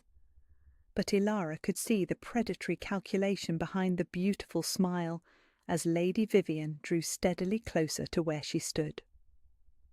"You there," Lady Vivian said, when she was close enough to speak without being overheard by the nobles still clustered around the Alpha King. "What is your name?" The question was delivered with the kind of casual authority that expected immediate obedience. Ilara felt the familiar urge to drop her gaze and mumble a response, to make herself as small and unnoticeable as possible. But something had changed in her since she had claimed the name Moonweaver. Her wolf would not allow her to cower before this woman, no matter how dangerous the consequences of defiance might be. "Ilara," she replied, keeping her voice steady and her chin raised. Lady Vivian's eyes narrowed slightly at the lack of proper deference. "Ilara what? Surely you have a family name." "Moonweaver," Ilara said, and watched with grim satisfaction as recognition flashed across the other woman's perfect features. "Moonweaver." Lady Vivian repeated the name slowly, as if tasting something unpleasant. "How interesting. I was told that bloodline was extinct." "So was I until recently." The admission was dangerous, but Ilara found she no longer cared about safety. Let Lady Vivian know who she was dealing with. Let her understand that the servant girl she was trying to intimidate carried the blood of queens in her veins. Lady Vivian stepped closer, her voice dropping to a whisper that dripped with venom. "Let me make something very clear, little servant. I don't know what game you think you're playing, but Kyle is mine. He was promised to me in treaties signed before either of us was born, and I will not allow some upstart peasant to interfere with arrangements that affect the stability of entire kingdoms." "I'm not trying to interfere with anything," Ilara replied, but even as she said the words, she knew they weren't entirely true.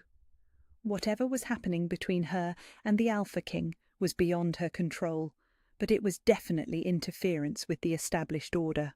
"Good," Lady Vivian said, her smile sharp enough to cut glass, "because if you were foolish enough to develop ideas above your station, I would be forced to remind you of your proper place, and I am very good at reminding people of their limitations."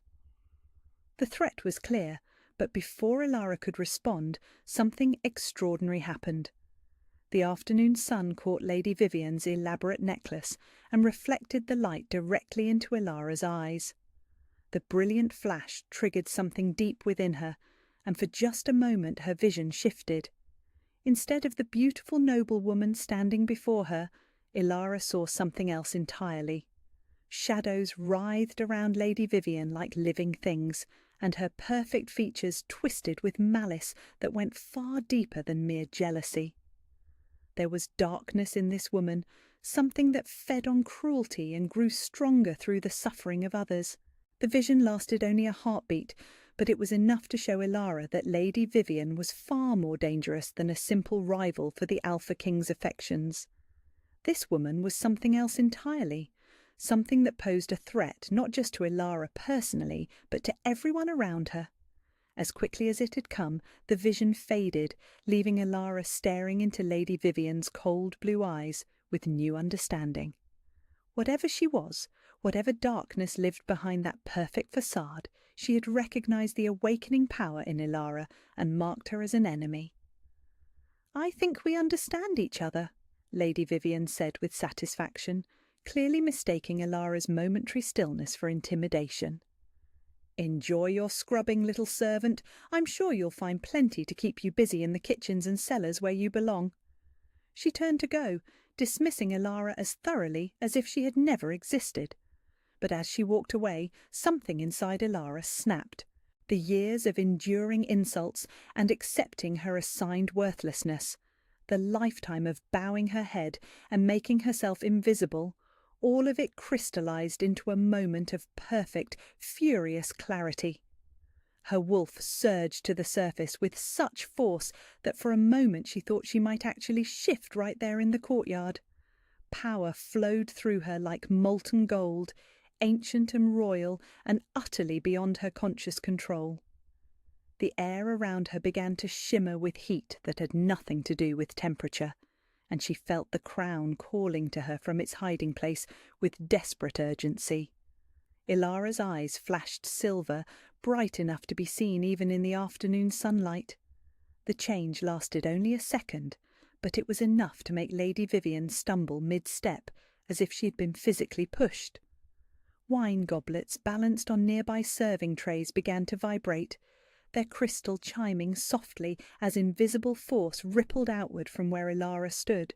Flowers in the ornamental arrangements wilted and bloomed in rapid succession, as if time itself was bending around the power that poured from her awakening bloodline. And across the courtyard, the Alpha King's head snapped up as if he had been struck by lightning. His golden eyes found hers through the crowd, wide with recognition and something that looked like hunger. His wolf was calling to hers. She could feel it, drawn by the display of ancient magic that she could no longer hope to hide. The power surge lasted only moments before Ilara managed to pull it back under control, but the damage was done. Everyone in the courtyard had felt something, even if they couldn't identify what it was. Conversations faltered, heads turned, and more than one supernatural being began scenting the air with sudden alertness. Lady Vivian recovered her balance and spun around, her perfect composure cracked just enough to reveal the fury beneath. "What did you just do?" she hissed, her voice low and dangerous. "Nothing," Ilara replied, but her voice carried a new note of authority that made several nearby servants step back instinctively. "I did nothing at all." But they both knew it was a lie. They both knew that something fundamental had just shifted in the balance of power between them. Lady Vivian might have breeding and beauty and political connections, but Ilara had something far more dangerous.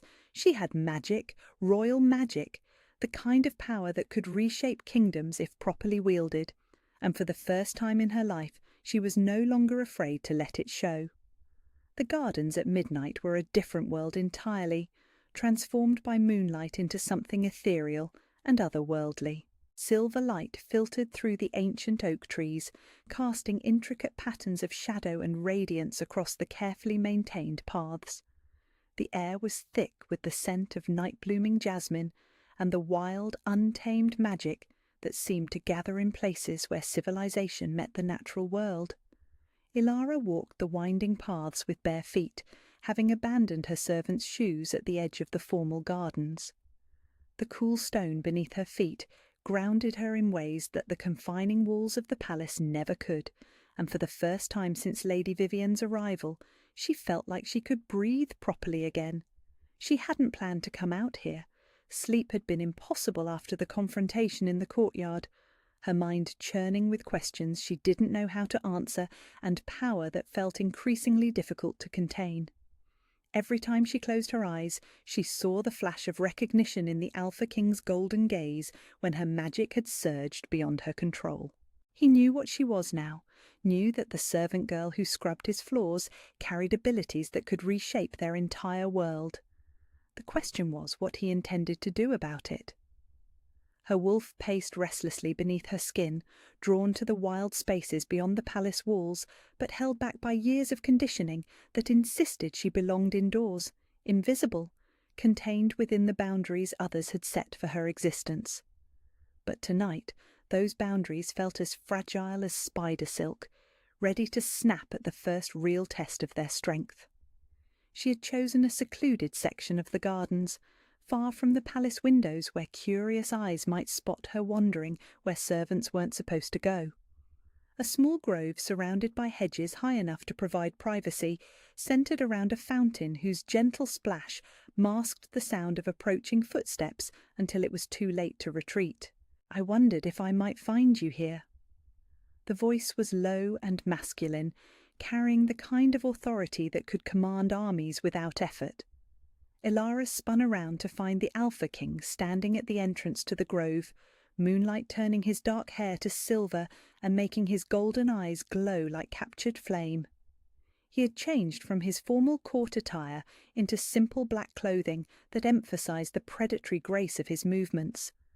Without the trappings of ceremony and politics, he looked younger somehow, more approachable but no less dangerous. If anything, seeing him like this made her more aware of the raw power that lived beneath his civilized exterior.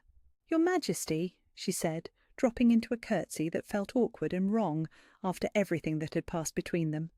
"I didn't mean to trespass, I was just—" "Walking in your own gardens," he interrupted, stepping fully into the grove. "Don't you think it's time we stop pretending that you're just a servant, Ilara Moonweaver?" The use of her full name made her wolf surge to the surface, responding to the recognition in his voice like a flower turning towards sunlight. She had never heard her true name spoken with such certainty, such acceptance of what it meant.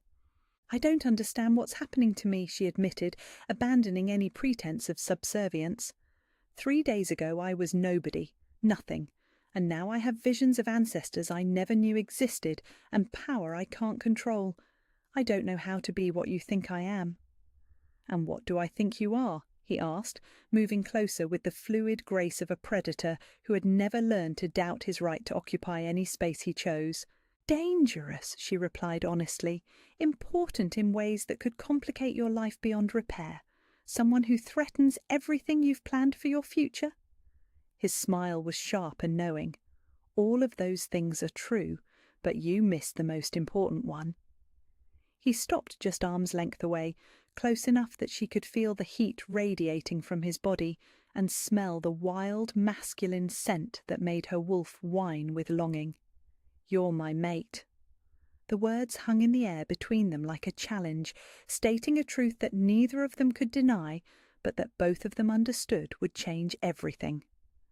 Ilara felt her knees go weak as the golden thread that had been pulling at her heart since his arrival blazed into full, brilliant life. "That's impossible," she whispered, but even as she said it, she knew it was a lie. Every instinct she possessed was screaming that this man belonged to her just as surely as she belonged to him. Politics and propriety be damned. "Is it?" He reached out slowly, giving her time to pull away, and brushed his fingers along the line of her jaw. The moment his skin touched hers, electricity shot through her entire body, and she gasped at the intensity of the connection. "Tell me you don't feel it, Ilara. Tell me your wolf isn't calling to mine with every breath you take." She couldn't. Her wolf was practically howling with recognition and desperate need, pressing against her consciousness with such force that she was amazed she hadn't shifted already. The mate bond was forming whether she wanted it to or not, growing stronger with every moment they spent in each other's presence. "Lady Vivienne," she began, trying to summon some rational objection to what was happening between them. "Is not my mate," he said firmly, his thumb tracing the curve of her cheekbone with devastating gentleness. "She never has been, no matter what political necessities might have suggested otherwise. The bond chooses Ilara. It doesn't care about treaties or alliances or what might be convenient for kingdom management." "Then why agree to marry her? Why go through with an engagement that means nothing to your wolf?" Pain flickered across his features, the first crack she had seen in his confident facade. "Because I had a duty to my people that seemed more important than personal happiness. Because I thought the mate bond was just a legend, something that might happen to others but would never be a reality for someone like me." He cupped her face in both hands, his golden eyes burning with intensity that stole her breath. "Because I had never met you." The confession broke something loose inside her chest, some carefully constructed wall that had been holding back the full force of what she felt for this man. The mate bond snapped into place like a key turning in a lock, binding their souls together with chains of gold and starlight that no earthly power could break. She could feel his emotions as if they were her own, the loneliness that had driven him to accept a political marriage, the wonder he felt at finding his true mate when he had given up hope of such a connection, the fierce protectiveness that made his wolf pace restlessly whenever she was threatened or in danger, and beneath it all, the bone-deep certainty that he would choose her over duty, over politics, over everything else that had previously defined his existence. "This is insane," she breathed, but she made no move to pull away from his touch. "I'm nobody. You're the Alpha King. There are laws, traditions, expectations, all of which become meaningless when the mate bond is involved." His voice was rough with emotion and desire that he was no longer trying to hide. "I don't care what the law says about bloodlines or political necessity. I don't care what traditions demand or what other people expect. You are mine, and I am yours, and everything else is just details to be worked out." Before she could respond, he kissed her, and the world exploded into sensation and light. The mate bond blazed between them like wildfire, consuming every rational thought and replacing it with pure, overwhelming connection. She could taste his desire, feel his wolf rising to meet hers in perfect harmony, sense the profound rightness of being exactly where she belonged. When they broke apart, both were breathing hard, and the air around them shimmered with the golden light of a fully formed mate bond. There was no going back now, no pretending that what existed between them was anything less than cosmic inevitability. "I need to tell you something," she said, her voice unsteady with the aftershocks of the bond's completion. "About what I found hidden in your chambers, about the crown and what it means." Interest sharpened his gaze, but not surprise. "The crown of the lost queens. I wondered when you would be ready to discuss it. You know about it?" The revelation shouldn't have shocked her after everything else, but somehow it did. "I know that certain artifacts were hidden throughout this palace when the Moonweaver line was thought to have ended. I know that those artifacts would only reveal themselves to someone of the true bloodline, and I know that finding one of them would trigger an awakening of power that had been dormant for generations." He smiled at her expression of amazement. "Did you think I hadn't been investigating the servant girl who could make crystals sing and flowers bloom with the force of her emotions? You've been watching me." "I've been protecting you," he corrected gently. "From the moment I arrived and felt the pull of the mate bond, I knew you were in danger. Not everyone wants to see the lost queens return to power, Ilara. There are those who profit from the current system, who have built their wealth and influence on the foundation of your family's absence from the throne." The implication hit her like a physical blow. "Lady Vivian." His expression darkened. "Among others, the Ashworth family has grown very powerful in the decades since the Moonweaver line disappeared.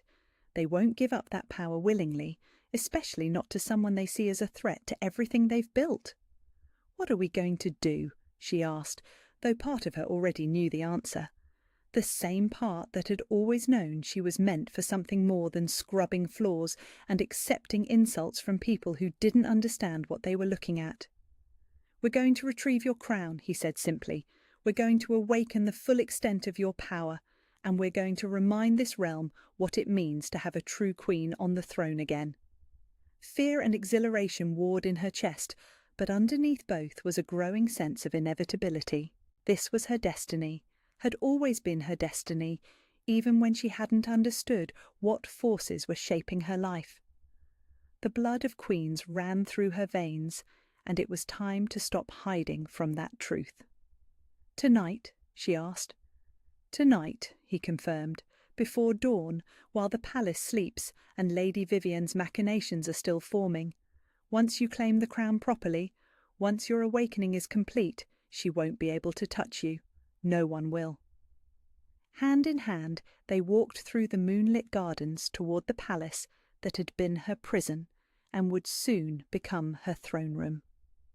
The mate bond hummed between them like a song of power and destiny, and for the first time in her life Ilara felt truly ready to embrace who she had always been meant to be.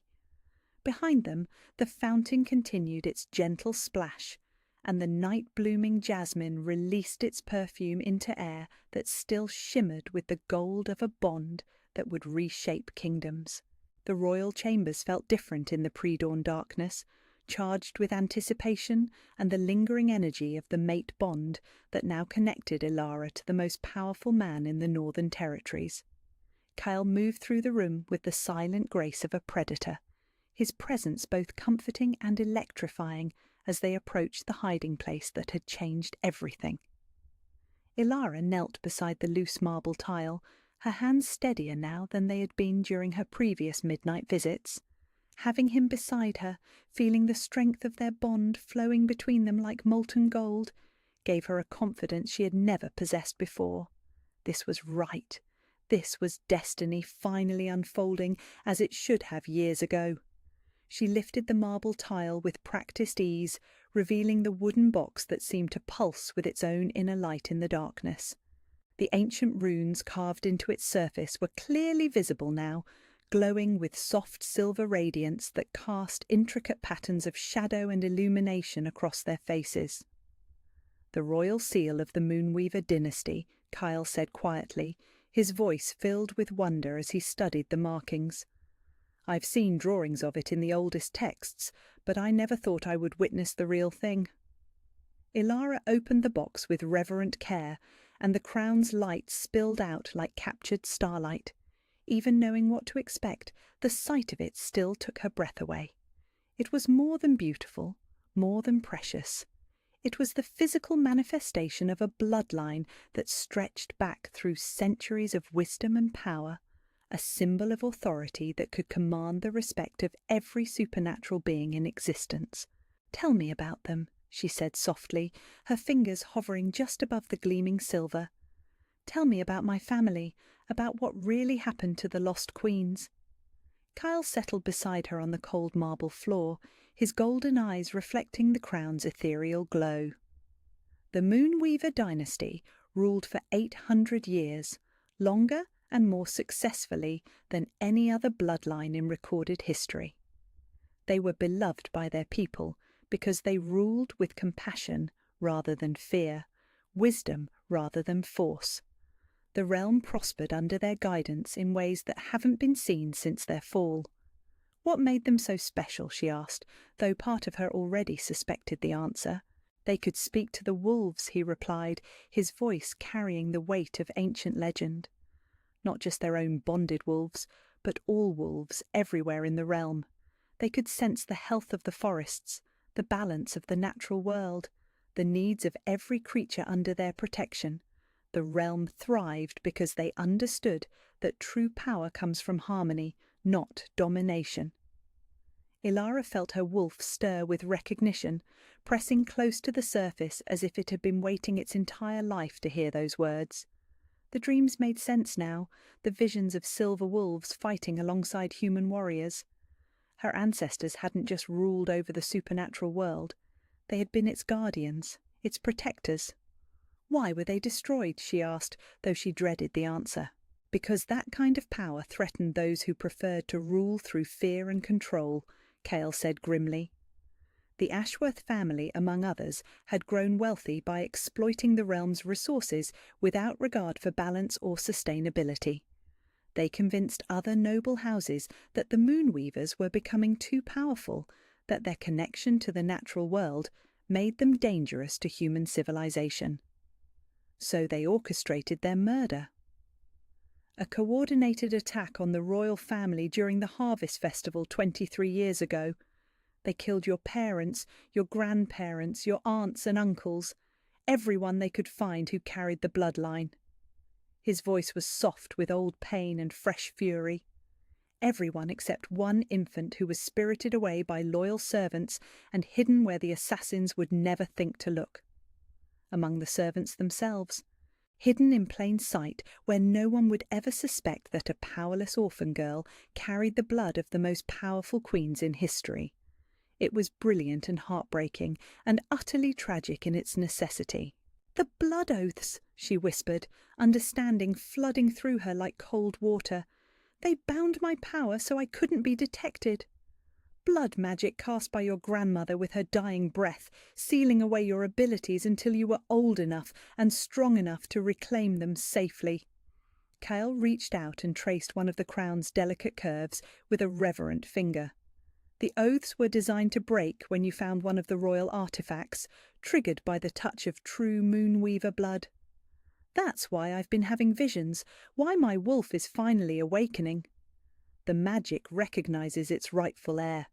Your power has been growing stronger since you first touched the crown, breaking free from decades of suppression. He turned to look at her, his golden eyes burning with intensity. But the process isn't complete yet. You haven't claimed your full heritage. What do I have to do? You have to wear it, he said simply. Not just hold it or admire it, but place it on your head and accept everything that comes with it. The power, the responsibility, the target it will paint on your back for every enemy your family ever made. Fear and exhilaration warred in her chest. Once she put on that crown, there would be no going back to the safety of anonymity. She would be Ilara Moonweaver, last of her line, rightful queen of the realm.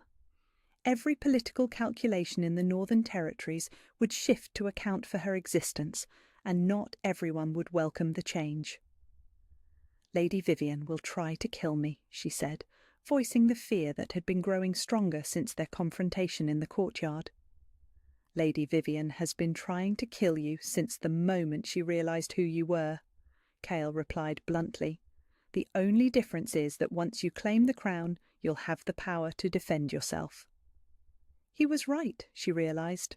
The danger had always been there, lurking beneath the surface of political necessity and arranged marriages. The only thing that had protected her was her own ignorance of what she represented. Now that the secret was out, hiding would only make her more vulnerable. There's something else you need to know, Kyle continued, his expression growing even more serious. The current king, Lord Aldrich's brother, has no legitimate claim to the throne. His family seized power in the chaos after your parents' death, but they rule by conquest, not by right. When you claim the crown, you're not just awakening your personal power, you're reclaiming the throne itself. The implications hit her like a thunderbolt. She wasn't just discovering that she had royal blood. She was the rightful ruler of the entire realm, the true queen who had been kept from her birthright by treachery and political manipulation. I don't know how to be a queen, she whispered, overwhelmed by the scope of what was being asked of her. You know more than you think, Kyle said gently. Every act of kindness you've shown to those weaker than yourself, every moment you've chosen dignity over despair, every time you've endured suffering without becoming cruel yourself, you've been learning what it means to rule with wisdom and compassion. His words echoed her grandmother's from the dream, and she felt a surge of strength flow through the mate bond between them. She wasn't facing this alone. Whatever challenges lay ahead, she had the support of the most powerful alpha in the Northern Territories, a man whose wolf had chosen her as surely as destiny itself. "Will you help me?" she asked, though she already knew the answer. "I will stand by your side through whatever comes," he promised, his voice carrying the weight of an unbreakable vow. "As your mate, as your partner, as your equal in all things. The realm needs a true queen again, and I intend to make sure you have everything you need to reclaim what was stolen from your family." Ilara took a deep breath and lifted the crown from its velvet-lined nest. The moment her fingers closed around it, power surged through her like lightning, but this time she was ready for it. This time she welcomed it as the birthright it had always been. She raised the crown above her head, feeling the weight of 8 centuries of royal bloodline settling into her bones. The silver seemed to sing as it moved through the air, resonating with harmonics that spoke to every supernatural creature within miles. I, Ilara Moonweaver, last daughter of the Silver Throne, reclaim the crown of my ancestors and accept the responsibility of my bloodline, she said, her voice carrying power and authority that had never been there before. She placed the crown on her head, and the world exploded into light. Power flooded through her like molten silver, ancient and pure and utterly overwhelming in its intensity. Her wolf burst free from the last constraints that had held it back, filling her consciousness with its fierce joy and primal wisdom. She could feel every living thing in the palace, every heartbeat and breath and whispered thought of the creatures under her protection. But it was more than just awareness. She could sense the health of the forests that bordered the kingdom, could feel the contentment of the wolves that ran free in the wild spaces beyond human civilization. The natural world reached out to welcome her like a lost daughter finally come home, recognizing the return of its guardian and protector. The crown settled on her head as if it had been made specifically for her, its weight perfectly balanced and comfortable in ways that spoke of magic deeper than mere craftsmanship. Light poured from the moonstone centerpiece, casting everything in the room in ethereal radiance that seemed to come from another world entirely. "My queen," Kyle said softly, and she heard the truth of the title in his voice. Not a political courtesy or a hopeful prediction, but simple acknowledgement of what she had become. Ilara Moonweaver, Queen of the Northern Realm, turned to face her mate with power blazing in her silver eyes and the wisdom of ages flowing through her awakened bloodline. The servant girl who had scrubbed floors and endured insults was gone forever, replaced by a woman who could command the loyalty of every creature in her domain. But even as she revelled in the connection to her heritage, even as she felt the full strength of her royal magic settling into place, she knew this was only the beginning. The easy part was over. Now came the challenge of holding on to what she had claimed, of proving herself worthy of the crown and the throne that came with it. Dawn was breaking beyond the windows, painting the sky in shades of gold and rose. Soon the palace would wake, and her transformation would become impossible to hide. The real test was about to begin. The morning sun had barely crested the palace walls when Ilara found herself walking through the marketplace beyond the palace gates, a worn cloak pulled low over the crown that now rested naturally on her head. The simple errand had been Matilda's idea, sending the servant girl to fetch fresh herbs from the village healers before the day's cooking began. What Matilda didn't know was that she had just sent the rightful queen of the realm into the heart of enemy territory. The crown was invisible to mortal eyes, hidden by the same ancient magic that had concealed her true nature for so many years. But Ilara could feel its weight, could sense the power flowing through her like molten silver as she moved through the crowded market stalls. Every supernatural being she passed turned to stare, their instincts recognizing royalty even when their minds couldn't process what they were seeing. She had insisted on making this trip alone, despite Kyle's protests. The mate bond between them was still so new, so overwhelming in its intensity, that she needed time to understand her awakened abilities without the distraction of his presence.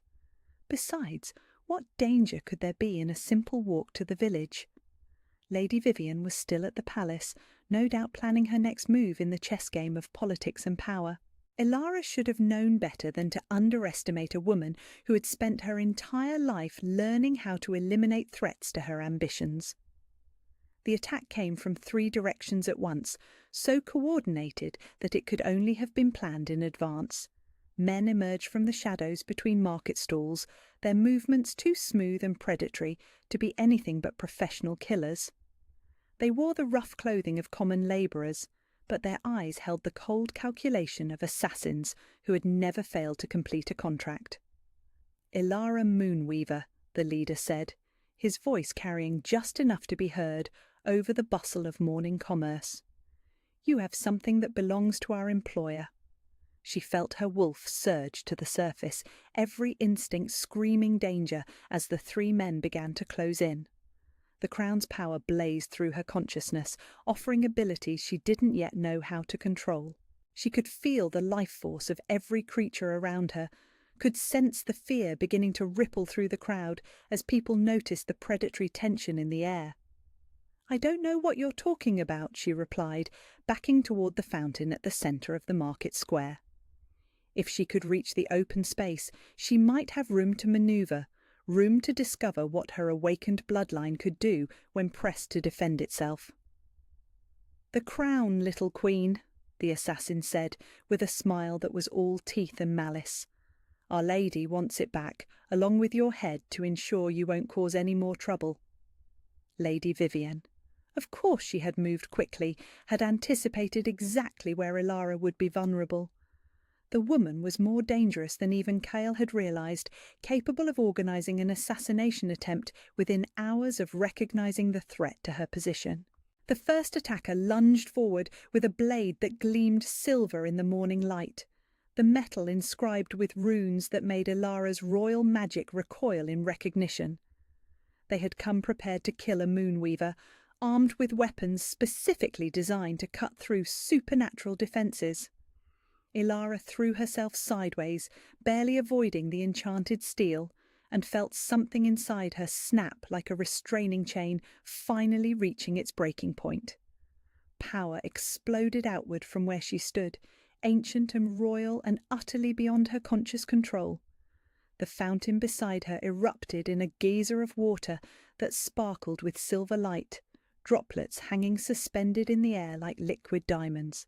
The cobblestones beneath her feet cracked in geometric patterns that spread outward in perfect spirals, and the very air seemed to shimmer with heat that had nothing to do with temperature. Her wolf burst free. The transformation was unlike anything she could have imagined. Pain and ecstasy combined into something that transcended both.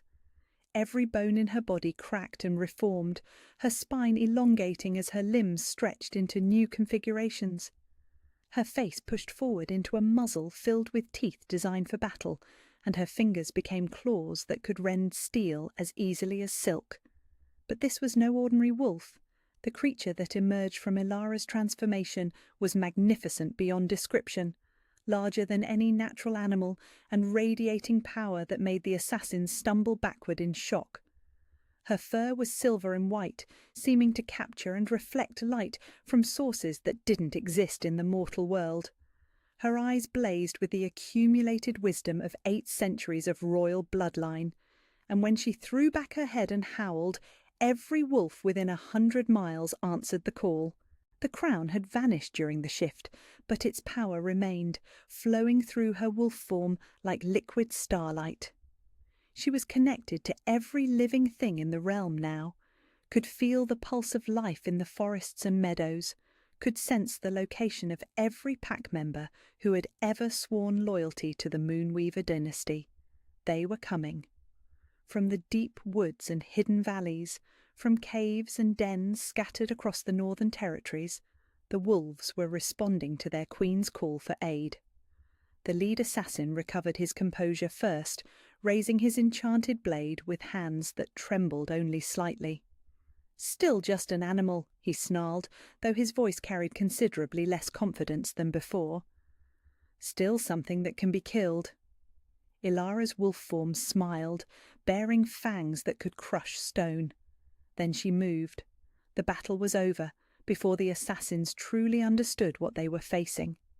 Ilara fought with instincts that came from lifetimes of royal bloodline memories, combining her wolf's natural ferocity with combat techniques passed down through generations of warrior queens. She was faster than human eyes could follow, stronger than any mortal creature had a right to be, and utterly relentless in protecting herself and the innocents who had been caught in the crossfire. The first assassin went down when she ripped the enchanted blade from his grasp and shattered it between her jaws, the spelled metal screaming as ancient magic tore it apart.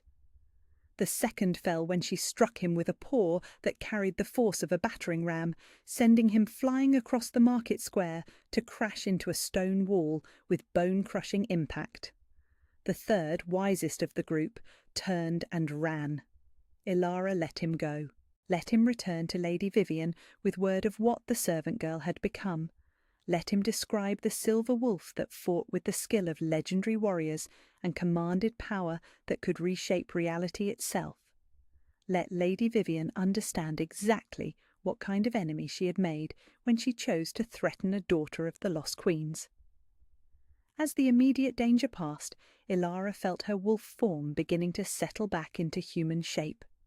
The transformation reversed itself more slowly than it had begun, giving her time to process the incredible rush of power and capability she had just experienced. When she stood on two legs again in the centre of the market square, the crown materialized on her head in a blaze of silver light that left no doubt about her true identity. The crowd that had gathered to witness the battle dropped to their knees as one, supernatural and human alike, recognizing the return of their rightful queen. She could feel their awe, their hope, their desperate need for the kind of leadership that the Moonweaver dynasty had once provided. "Rise," she said, her voice carrying easily across the square despite speaking at normal volume. The crown's power amplified her words, ensuring that every person present could hear the authority that rang in every syllable. "You kneel to no one but your own conscience. That is the first law of my reign." An elderly woman near the fountain stepped forward, her weathered face streaked with tears of joy. "My lady, we thought the royal bloodline was gone forever. We thought we would never see a true queen again." "The bloodline endures," Ilara replied, feeling the weight of centuries settling onto her shoulders like a familiar cloak. "It was hidden, protected, kept safe until the time came for it to reclaim what was stolen. That time has come." She looked around the market square, seeing her people clearly for the first time. Not subjects to be ruled, but individuals to be protected and guided. The crown's wisdom flowed through her consciousness, teaching her what she needed to know about leadership and responsibility and the delicate balance between authority and service. "Word will spread quickly," said a young man who had helped pull one of the wounded bystanders to safety. "By sunset, everyone in the realm will know that Queen Ilara has returned." "Good," Ilara replied, surprised by her own certainty. "Let them know. Let them choose whether they stand with the rightful queen or with those who seized power through murder and treachery." She turned toward the palace, visible in the distance beyond the market town. Kyle would have felt her transformation through the mate bond, would be beside himself with worry and fury at being unable to help her. She needed to return to him, to show him that she had survived her first test as queen and emerged stronger for it. But she also knew that her public awakening had changed everything. There could be no more hiding, no more pretending to be a powerless servant girl. Lady Vivian and her allies would be forced to move openly now, to reveal the full extent of their conspiracy rather than operating from the shadows. The war for the throne had begun, and Ilara Moonweaver intended to win it. As she walked back toward the palace, the crown blazing with silver fire on her head and power flowing through her veins like molten gold, she could hear the distant howl of wolves answering her earlier call. Her pack was gathering, the ancient alliances were stirring back to life, and for the first time in 23 years, the realm had a true queen to follow. Lady Vivian had made a critical error in underestimating her opponent. She had seen a servant girl and planned accordingly, never considering that some sleeping dragons were best left undisturbed. Now it was too late for caution, too late for subtlety, too late for anything except open war, and Ilara had every intention of showing the usurpers exactly what happened when they threatened the last daughter of the Silver Throne. The palace erupted into chaos the moment Ilara crossed the threshold, with the crown blazing on her head like captured starlight. Servants dropped their duties to stare in shock. Nobles emerged from their chambers with expressions ranging from wonder to outright terror, and the very air seemed to vibrate with the kind of tension that preceded either revolution or massacre. Word of her transformation in the marketplace had travelled faster than her own return journey, carried by riders who had witnessed a servant girl become a queen in the space of a heartbeat. Now the political reality that everyone had been carefully ignoring could no longer be denied. The lost queens had returned, and the established order would never be the same. Lord Aldrich stood at the head of the great hall's steps, his face pale but his bearing still dignified as he watched her approach. Behind him, the current court assembled like actors preparing for the final scene of a tragedy, their careful alliances and calculated loyalties suddenly meaningless in the face of legitimate royal authority. "Lady Ilara," he said formally, though his use of the title carried acknowledgment of changes he wasn't quite ready to voice. "I believe we need to discuss recent developments." "Your Majesty," she corrected gently but firmly, letting power ring in her voice without making it a threat. "I am Ilara Moonweaver, rightful queen of this realm, and I have come to reclaim what was stolen from my family 23 years ago." The admission sent ripples of shock through the assembled court, though Ilara noticed that some faces showed recognition rather than surprise. Not everyone had been ignorant of her true heritage, which meant that some of those present had been complicit in keeping her hidden and powerless. "That is a serious claim," Lord Aldrich replied, though she could see in his eyes that he already believed it. The crown's presence was impossible to deny, its ancient magic resonating with power that no pretender could fake. One that would require substantial proof. "I am the proof," Ilara said simply, allowing her royal magic to flow outward in a display that made every supernatural being in the hall take an involuntary step backward.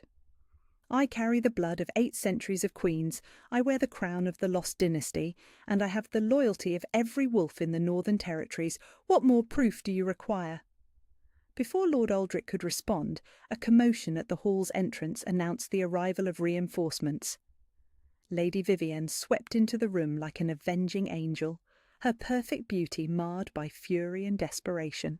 Behind her came a contingent of guards whose loyalty had clearly been purchased rather than earned, their hands resting on weapons that gleamed with the same enchanted malice as the assassin's blades. "Enough of this charade," Lady Vivienne declared, her voice cutting through the tense silence like a blade. "I don't care what crown she's stolen or what lies she's been spreading.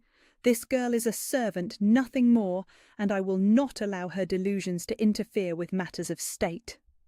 Ilara turned to face her rival with the serene confidence that came from knowing exactly who and what she was. The transformation had burned away the last traces of the frightened servant girl, leaving behind a queen who had been shaped by suffering but not broken by it. "Lady Vivienne," she said pleasantly, as if they were exchanging pleasantries at a garden party, "I believe you sent some men to deliver a message to me this morning. Unfortunately, they were unable to complete their task."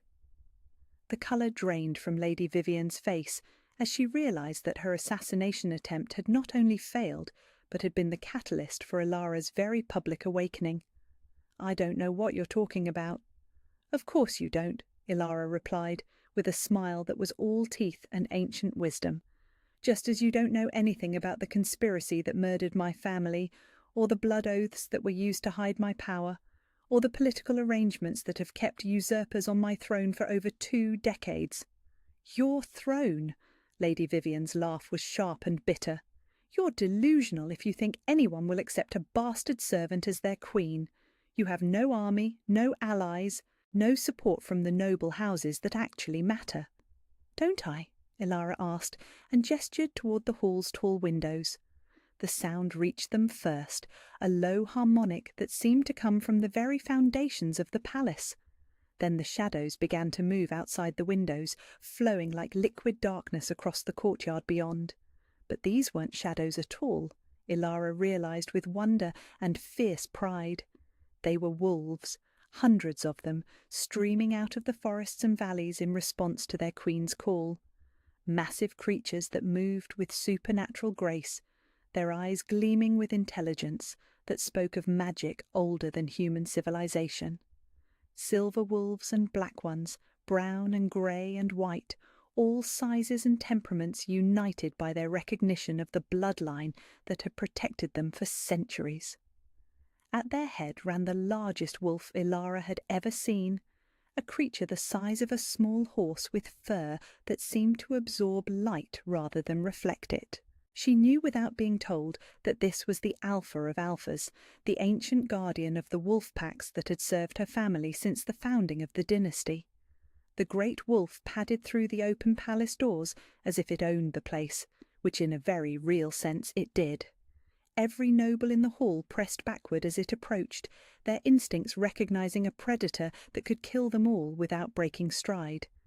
But when it reached Ilara, the magnificent creature did something that made Lady Vivian gasp in shock, and Lord Aldrich bow his head in acceptance of inevitable truth.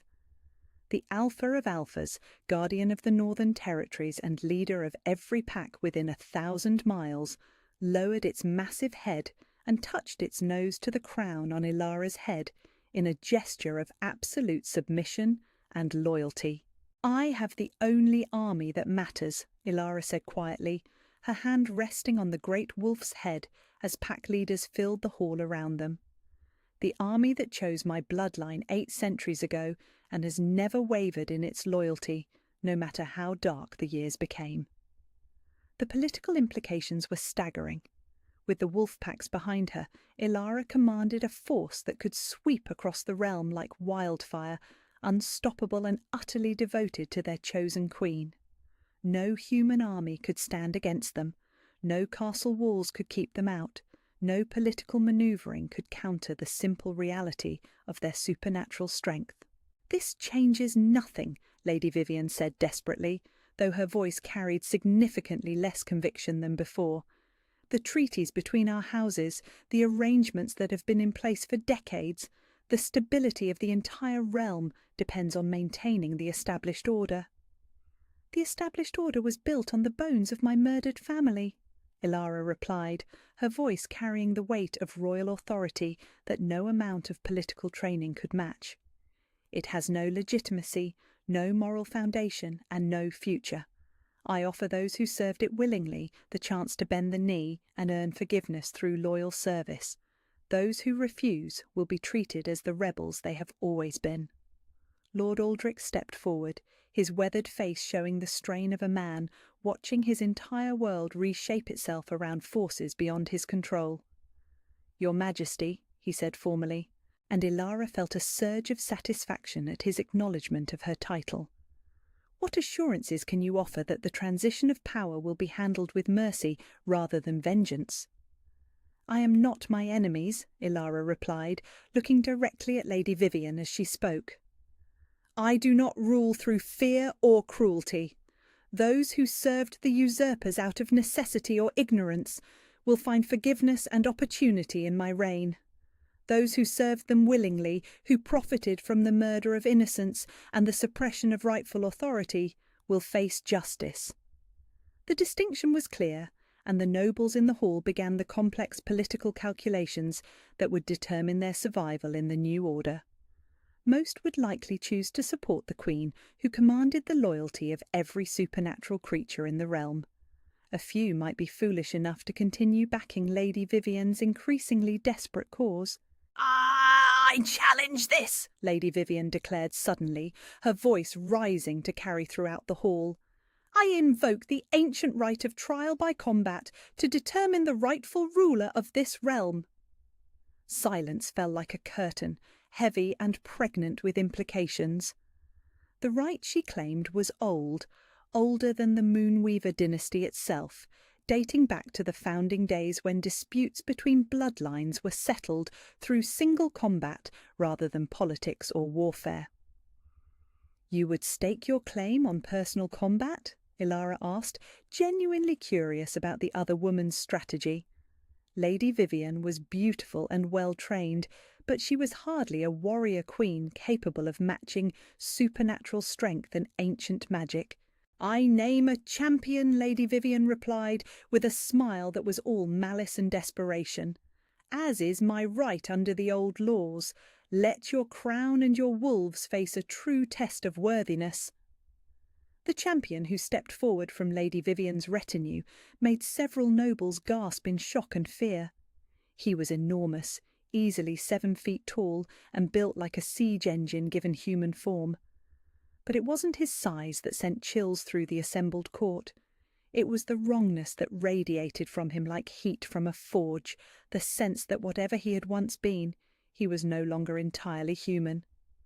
"Corrupted," the alpha wolf growled, the word forming in Ilara's mind through their connection. Ancient guardian, bound and twisted to serve darkness. Understanding flooded through her. Lady Vivian hadn't just hired assassins and guards. She had made deals with forces that predated human civilization, binding creatures of myth and legend to her service through magic that violated every natural law.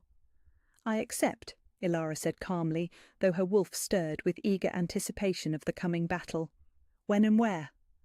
"Dawn tomorrow in the old amphitheatre beyond the palace walls," Lady Vivian declared. "Let all who would follow either of us witness which bloodline truly deserves to rule." As the crowd began to disperse, already spreading word of the coming trial throughout the realm, Ilara felt strong arms wrap around her from behind. Kyle's presence flooded through their mate bond, bringing with it relief and fury and pride so fierce it nearly stole her breath away. "I felt your transformation through the bond," he murmured against her ear, his voice rough with emotion. "I wanted to come to you, to help, but I knew you needed to face this first test alone." "I wasn't alone," she replied, leaning back against his strength. "I had the crown and the wolves and the knowledge that my mate would be waiting for me when I returned." "And now?" "Now we prepare for war," she said simply, watching Lady Vivian's retreating figure with eyes that held the accumulated wisdom of 8 centuries of queens. "Because tomorrow's trial will determine not just who rules this realm, but what kind of ruler they become." The crown pulsed with gentle warmth on her head, and around them the wolves settled into protective positions throughout the hall. Tomorrow would bring violence and danger, and the final test of whether a servant girl could truly become a queen. Tonight she would rest in the arms of her mate and prepare to fight for everything her bloodline had ever stood for.